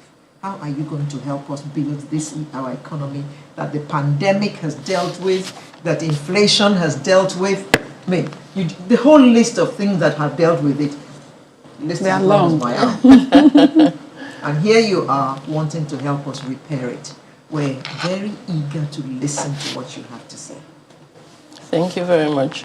So what we're happy we're doing as an insurance industry is bringing this perspective to where we are as a global economy, but the specifics on Africa. Rebuilding the economy after COVID-19 is a very crucial topic, like you said. And we have a lot of discussants at this conference that will be dealing with that topic relentlessly. We think that insurance is one of the tools with which economies can be built effectively. We think that insurance is an enabler for business, which is something you mentioned before the discussion started, that people don't really appreciate how much insurance can do for them. Insurance is the reason why businesses can be set up, why loans can be given, why people can take different risks, why people can venture and take opportunities, basically because they're covered. And what we're hoping with this conference is that we can talk about different ways that the economy can evolve with insurance behind them. And that topic could be extensively dealt with, and we'll be happy for people to listen in, join into the conference, and take all the perspectives to begin to grow a new Africa using insurance as their backbone. Listening, you're talking about it will be on TV, radio, online? Yes. So this conference is structured to be a hybrid conference. So we're going to have some virtual attendance and some physical attendance, and we're going to have some covering for the day one of the conference where this topic will be dealt with. And we think lots of people should tune in to listen. We hope that it will be on channels as well. That's one of our focus stations. Okay. Mrs. Ilori, analysts have said that this conference will present a vintage platform to showcase the immense opportunities in the Nigerian insurance sector. Tell us about that. Yes, taking it from where Ebele stopped, this conference that is going to hold over 4 days, we're expecting participants from 43 3 countries. Those are the number of countries from where we have participants registered already. We have about 375 members coming from all over Africa and outside Africa. You know, by the time they come into Nigeria, you know, people have different thoughts or ideas sold out there about who we are. But these people coming in right from the airport, they are beginning to experience, you know, the warmth that the country offers. And they will see our culture. They will also interact with fellow participant insurers in Nigeria. And it's going to be a great time, I promise you. In terms of, because we're talking about COVID-19, and we're expecting 43 countries, participants from 43 countries to come in. What plans do you have for that? Let's quickly settle that. Okay, like Ebele said earlier, it's going to be an hybrid event. So usually for AIO conference like this that we've had in the past, over 1,000 participants still come. But we are mindful of the protocol and the restrictions that we have right now as given by the NCDC. And rather than having the entire 1,200 or over that participating in person, some people have registered and they will be participating online. And to be specific, people from the members from red zone countries have been asked to participate online. So all the COVID protocols will be adhered to. For those who are coming physically? For those who are coming physically. Okay. And they've done their tests, and there will also be opportunity for them to carry out tests when they get in here. Okay. We won't allow in anybody that shows the slightest symptom of this COVID or whatever. Okay. Charity begins at home. I think Alara was talking about harnessing, you know, the potentials of insurance in Nigeria. How much of this have we been able to do? Yeah, this we've been able to do as a country. If I just want to take us back a bit to the recent events that we've had in Nigeria, NSAS, to be precise, you know, when Nigeria insurance companies have come together and we've settled up to date as much as over 6 billion naira claims for people that were insured. And so, I mean, there's something, you know, what AIO, African Insurance Organization, actually stands for is building healthy insurance business across Africa. And so we come together like this annually to interact and share ideas and update our knowledge amongst the members. And let me take advantage of the fact that you two ladies are here with us today. Let's talk about insurance in general. She mentioned NSAS, 6 billion. Is that what you? Yes. Is that the figure you gave? Okay. That is small compared to the amount of destruction that we saw. The houses that were vandalized, the banks, the stores, small businesses. In fact, a particular mall in the Lekki axis is completely down. Yes. It's dead till now because all the shops were vandalized. So 6 billion is small compared to the amount of destruction that we saw because many of them were not even insured. So where do you start from telling us the importance of us insuring our homes, our businesses, our health, and whatever else? The one we all know about is insuring our cars because that's compulsory. And even then, most of us go for third party 5,000 naira. Yes. So this is a concern for us as an industry. We have made lots of deliberate efforts to talk to Nigerians about insurance. The regulator and the NIA came together about 2 years ago to launch an initiative about talking about, you know, why people should insure, why you should insure your home, your lives, your children's education, your health, your businesses. And it's an initiative that we're going to continue very aggressively. It's important to us as an industry that people insure. You know, when you suffer a loss, you shouldn't suffer that loss and bear the loss all by yourself. And that's a message we're trying to share. Something that's also very important to mention is for people to know that when you insure in 1 year and you don't suffer any losses, you don't have to stop insuring because insurance is a pool of funds. So that money that you have paid as your premium, which is a very small part of the risk you have put in that pool, you know, has been used to take care of other people that have suffered the same type of loss. And it goes round. You don't know when that loss will happen to you. Of course, we pray, like you said earlier, you know, that the losses don't occur. Prayers are important. But the prayers are important. But the truth is, it happens. Losses happen. Fires happen. People are in accidents. People get disabled from an accident, and then their families have to suffer. You know, breadwinners of a home could die, and the families have to suffer. It doesn't have to be that way. So we, as an industry, with an initiative led by the regulator, down to the NIA, we're going to continue to talk about why you must insure. We're going to launch lots of initiatives. We'll come back to you to share ideas with us on how to get the, you know, average Nigerian, every Nigerian to buy some form of insurance. The products are there. The prices are really minimal, you know, but people don't think that they need it, and they do need it. Because in the past, some people have suffered losses, and when it's time to pay these claims, then you start asking the small prints. You know, you now have to bring up all sorts. And a woman, for instance, who's lost her husband, you can all sorts of things, questions that were not there before. And at the end of the day, the person may not get the claims. Perhaps that's why you find that people are not, you know, so eager to take up insurance. Let me ask her. No, but let me comment on that very quickly. The prints are not so small anymore. The prints are standard prints, but we do want to encourage people to read their policy documents as soon as, you know, you don't go to buy any product from the market without knowing what that product is. When you want to buy a bowl, you check all the characteristics of the bowls and how it serves your purpose. When you buy insurance, you should read your policy document and ask all the questions before you pay your premiums. It is much good. Well, you all have got very fine lawyers to write those things. So even if we read them, we don't understand them. That's not true. That's not true. So when you ask the questions, then, you know, we can explain. They're pretty straightforward. So, for example, you may have a minor exclusion from your policy that you need to pay a little more to get, if it's important to you. It's excluded because it's not a standard loss that everyone would suffer. So why pay for what you don't need? But then if you would need it, then you should talk about it because you've read your policy document. We do think that that's important. But the prints are big.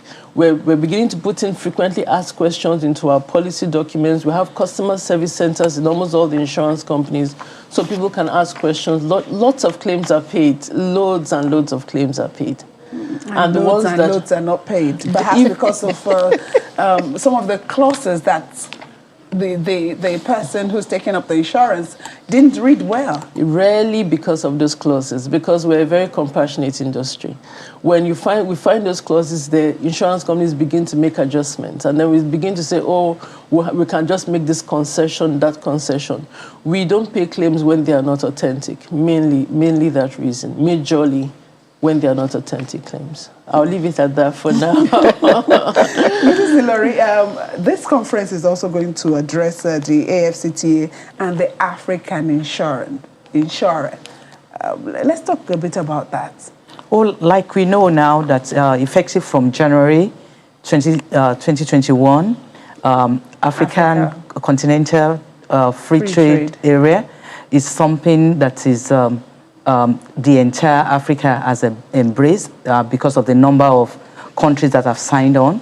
It is expected to bring about economically integrated Africa, and without insurance, you know, I don't see how it's going to succeed. You know, so insurance being a global business, and you know, it's like even before the signing on of the agreement into the AFTA, AIO is already doing that, because across Africa, there's that development, there's that cooperation where businesses can be done, insurance businesses can be done across countries. So we collaborate, and I believe with this signing on until AFTA is something that is going to help insurance business to thrive, because we're going to see more of other countries coming in to set up their businesses in Nigeria. We already have some, like the CEO of Insia. Insia is actually based in Ivory Coast. It's a French company, and you know, they are here in Nigeria and doing well. We have another company, Enterprise, all the way from Ghana. They are in Nigeria. They're doing well. So also we have some Nigerian companies already across all these African countries. So insurance is so big that we need that cooperation. We need that, working together to cover risks across border. So insurance is entrenched in NAFTA. You all have really gone way above the top this time, because I see that you are expecting the president, no less, Muhammadu Buhari, to declare the conference open. Wow. That's how important insurance is. And it should start from the top, to drive that message down the line. And you also expect the governor of Lagos State at some point to give a goodwill message. He's the host. Is the host. I mean, he's hosting Africa. So yes. Is this all happening because you didn't have your conference last year as you had planned because of COVID? That you've gone way above the top this time? We're going to go way above the top, even if we had done it last year. You were going to invite the president? Yes. The last time Nigeria hosted was in year 2000. Oh, okay. And this is year 2021. Okay. I mean, we should, the whole world should know that. The whole world should know. This is Nigeria. And we shouldn't also be surprised because during COVID, insurance industry played a major role. We supported the project of the government by donating generously, within what we can afford. And also we offered the frontline health workers group life insurance cover. So, I mean, insurance is something that even the federal government, the presidency appreciates. And so it's no surprise that, we're not surprised that both the president and the minister of finance will also be with us. Because that's your minister.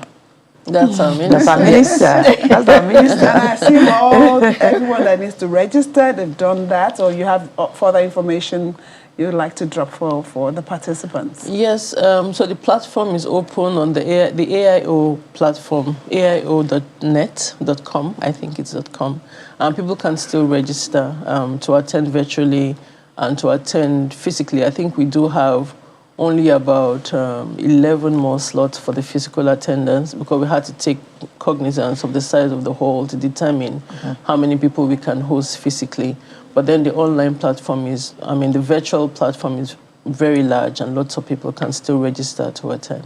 Then another great thing that is happening is that at the Ghana dinner, which is going to be the grand finale of the program, we are having one of our own, the MD of one insurance company in Nigeria, named Mr. Tope Smart. He's going to assume the leadership of African Insurance Organization by becoming the president. That's big. That's a great one. It is. It is. Well, Mr. Tope Smart, congratulations. Thank you. And we hope that now there'll be more awareness created for insurance in Nigeria. Because, I don't know about you, but I'm not too happy about the awareness of insurance in my country. For instance, Mrs. Ilori, tell us more about health insurance, which we all seem to need now, but nobody is interested in it. Even though the government has tried and has pushed, people still don't take health insurance. Well, on health insurance, I think even Lagos State has done fantastically well in this area also, in that they have brought it to the doorstep of everyone where you can register. We have a good number of companies providing this service. And like Ebele said earlier, all that we have to do is go out there and tell people more. Just before we came in, you were talking to an health practitioner who was saying, the best thing is to prevent it from happening. Yeah. But for health insurance, we're saying it does happen because bad things do happen to good people. Yes. So what you cannot afford to lose, while you still have your health, while you're still able to earn, why don't you just put a bit aside and take your cover, so small, and the insurance, the health insurance companies will give you the best by linking you up with the health facilities that you would need. So, like she said, I believe after it's going to be a major project for us after now, and it's something that we're going to pursue to ensure people learn more and do more about insurance. And one good thing is this: before now people who have to go around looking for where's the insurance company. Well, at the association level, we're doing something whereby, just like every other thing that is automated and technologically driven, we're coming up with platforms where you can link up and just buy the affordable covers. I was just going to mention that I don't know what you're doing about some people who are not perhaps part of you, but go about portraying themselves as being part of you, sell some of these products to people and then disappear into thin air. What are you doing in that light? For motor insurance especially, yes, we have set up a platform called NIID where you can, the law enforcement agents can verify that the insurance cover you have on you is authentic. And it's not valuable at all to be, on the wrong side of the law. Or maybe we should start from the people knowing exactly who to speak to when it comes to insurance. Yeah, so the insurance companies are, all over Lagos and across Nigeria, and most insurance companies are represented online. Mm-hmm. And you can also buy lots of covers online. You don't have to go physically to find them to buy, authentic cover for your motor insurance, marine, life, health, whatever. All of the covers are online right now. Okay. And we also have a number of intermediaries, brokers. Mm-hmm. They are consultants and they're specialists in that area. And we also have authentic agents. Okay. Also, they all have associations. And they're licensed. So they're regulated. So if there's any challenge, just like our regulator, NICOM, they have a complaint bureau. And NIA also, we have a complaint bureau where if any case is reported to us, we're ready to help and resolve issues. Okay. So, well, we wish you all the best. Thank you. Your conference opens today and ends on the 8th. Exactly. So we wish you all the best. You are invited for a dinner. Thank you very much. Thank you very much. We have been talking to the Deputy Chairperson of the Association and Chairperson of the Local Organizing Committee of the African Insurance Organization, Mrs. Ebele Chukwunwachukwu. She's also the MD CEO of NSIA Insurance Company. INSEA. What does NSIA stand for? Nouveau Société d'Africaine Insurance. It's a French name. Okay. And also with us this morning was Mrs. Yetunde Ilori, Director General, CEO of NIA, the umbrella body of all insurance and reinsurance companies in Nigeria. Thank you very much, ladies. Thank you. We wish you all the best at your conference. Thank you so much. Thanks for having us. Sunrise will be back in just a moment with the home stretch. Yes.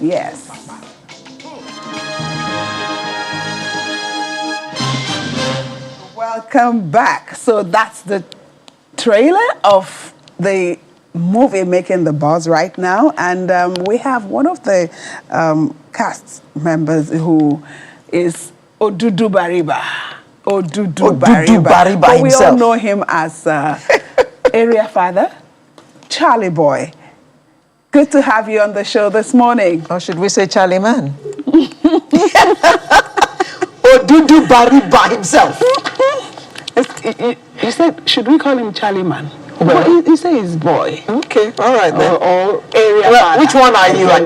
Not today, Alero, not today, please. Okay, sorry, okay. Okay, today you are Odudu Bariba. Odudu Bariba. Odudu Bariba. Odudu Bariba. Okay. Yeah. Odudu Bariba. Correct. Which means what, please? Odudu Bariba means a spiritual butterfly. It's the symbol for my deep spirituality. You know, the butterfly undergoes certain metamorphosis before it becomes that beautiful, yeah?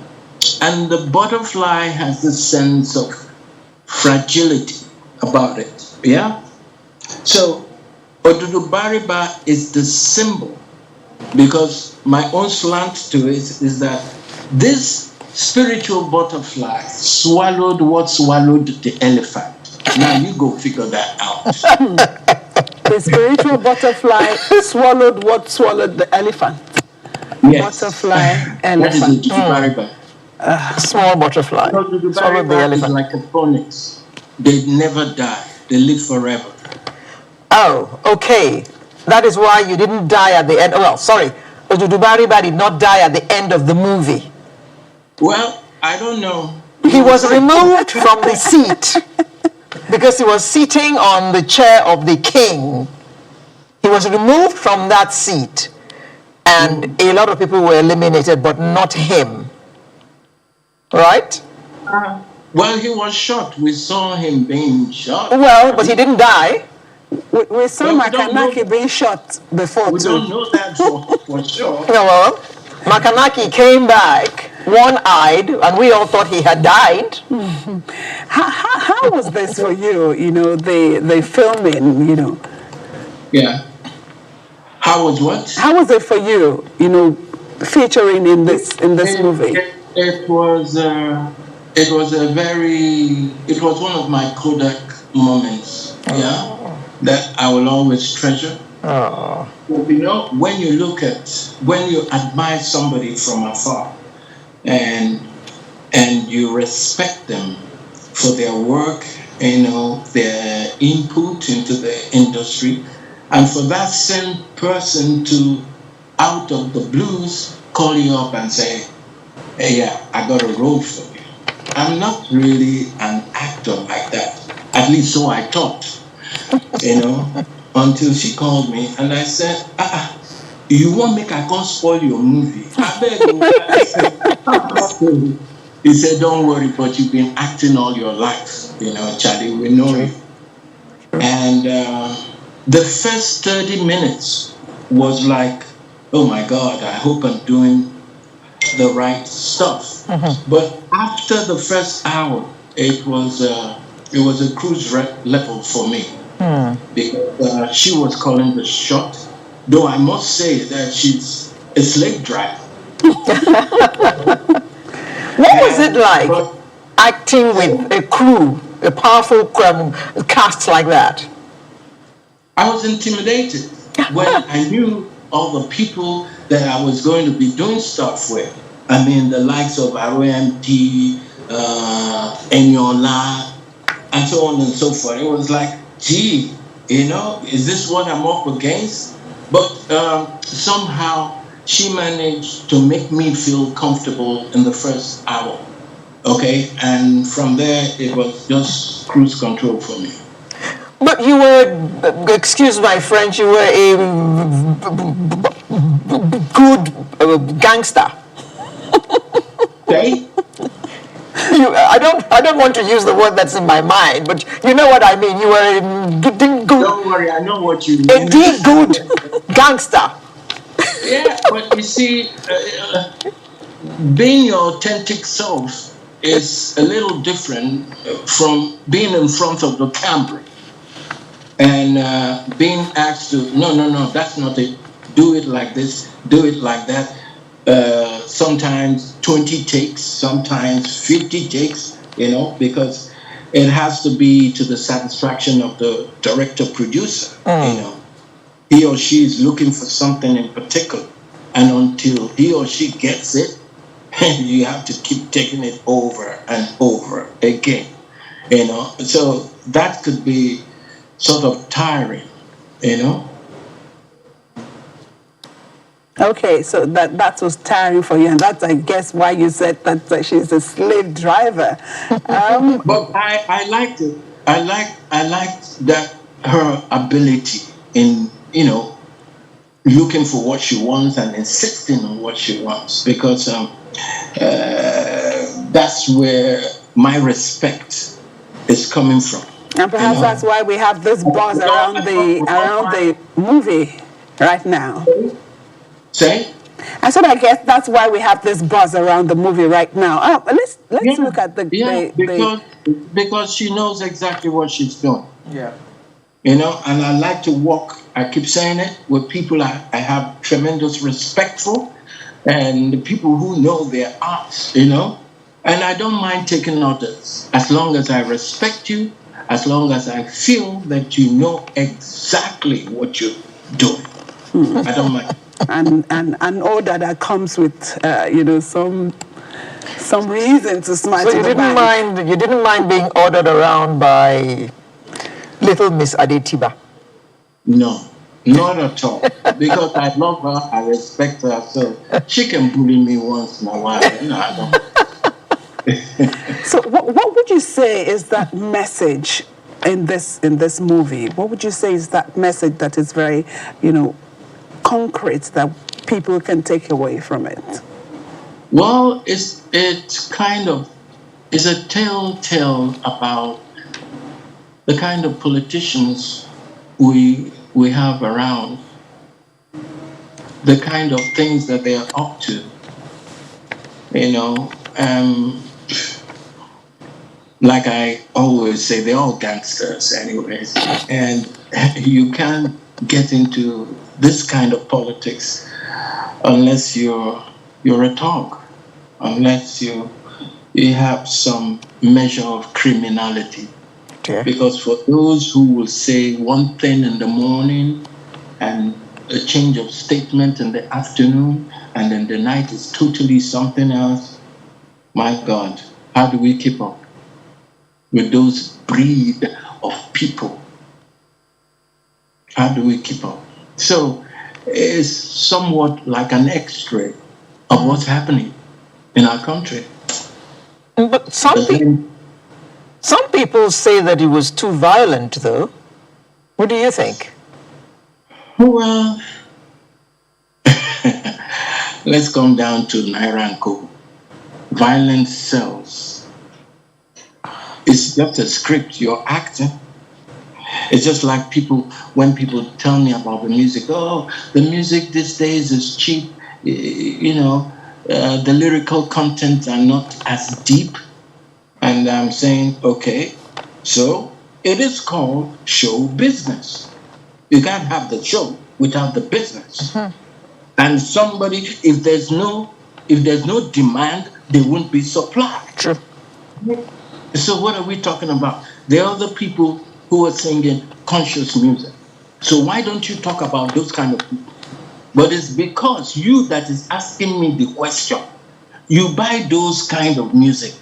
So who are you to come and be saying all of that? If you want to listen to conscious music, there are a lot of artists singing that. But because majority of the people are tuned into either the beat or the funny lyrics and content of the music, so they buy it. It's about the demand and supply. Yeah. Charles, I have bumped into a discussion about this movie, and there was talk about this actually happens in the underworld. Is there any truth in that statement? I wouldn't know about the underworld, though. They just called me to come out. To come and be a gangster. Yeah, and I've played a gangster all my life, even though I'm not one. I guess that's why Kenny said to me, oh, you've been acting all your life. Come on, Charles. So I don't know how it happens. You're asking me. Yeah, I'm not a real gangster. No. You may have read a background or discussed it with her or something like that. No, I just came there to do what I was asked to do. Okay.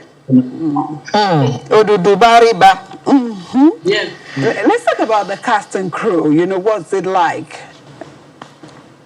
The funny thing, we go to shoot our own individual segment or section. Sometimes, like throughout, I didn't see Miss Randall. It's not like all the casts and the crew, they come together. No, it's when you have your own scene, the days you have your own scene with the people you have that scene with, you go and shoot. So I didn't see on set, I didn't get an opportunity to see Richard. I didn't see Mrs. Randall and the husband. I didn't see Taiwo Ajayi license. It was when I now watched the film, so all these characters are also there. Yeah. But did you enjoy acting that role? did I enjoy? I wanted to do so many things, but we need to keep to the script. I mean, there was a script for it, so you can't go too far with the script. Yeah. But you enjoyed it. Of course, once I put my heart in something and I'm ready to do whatever it is, I must have fun with it. That's the first rule. Okay. If I can enjoy it, so why bother? Yeah. So are we expecting to see you in more movies from now on then? Well,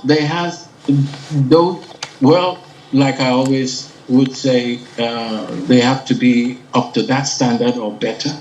And the money has to be like that money or better.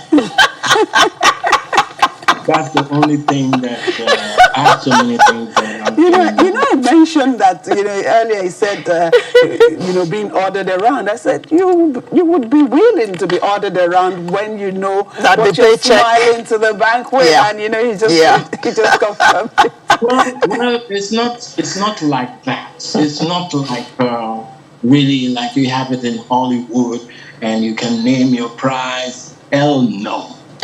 I guess that most of the people who are this way involved is because they are passionate about the arts. Yeah. That's the number one reason. It's not because of money. Okay? I'll tell you that much. I didn't get into it because the money was gaga. Hell no. I got into it because I keep feeling, you see this character, Charlie Boy? Every time I turn around, there's something new about that character. And that is why I always will say, they finish. Because every day I'm discovering something new about this character called Charlie Boy. So what would you say? You have said that if you have to accept any other movie, it has to be this kind of standard or even higher. What would you say is that challenge with, having this kind of production, this kind of standard? I didn't get that question. I'm sorry. Okay, I said, you mentioned earlier that if you have to do any other movie, it would have to be this kind of standards or even higher. What would you say are those challenges when it comes to having this kind of production that, you have described as, having high standards? Oh my God, you need to have a lot of dough. For all those people who would use 10 million, 20 million to shoot a movie, what the hell do you think you're doing? I mean, Kemi's movie wouldn't have cost. Listen, I may not be in movie making, but I know a little bit about that industry. Just a little bit, I said. And from what I saw, the crew, the equipment, man, that movie can be anything less than over 100 million naira. Yes. So you have to have that kind of money. I mean, if you want, go big or go home. That's what I always say. If you want to do it in style now. Otherwise, just forget it. Big or go home, Charles. Maybe it's time for us to go home. Yeah, we're going home right now. Thank you so much. Thank you for joining us this morning. Odudu Bariba. Odudu Bariba. Did I get it now? Thank you very much. And Odudu Bariba closes Sunrise for this morning, the first Saturday of September. Well, the first one of the Ember months, as they say in Nigeria. We'll bring you a fresh edition next Saturday, he being our strength. My name is Alero Idu, wishing you a happy weekend. And I am your May or Taigwe. Do enjoy the rest of your day. Bye-bye.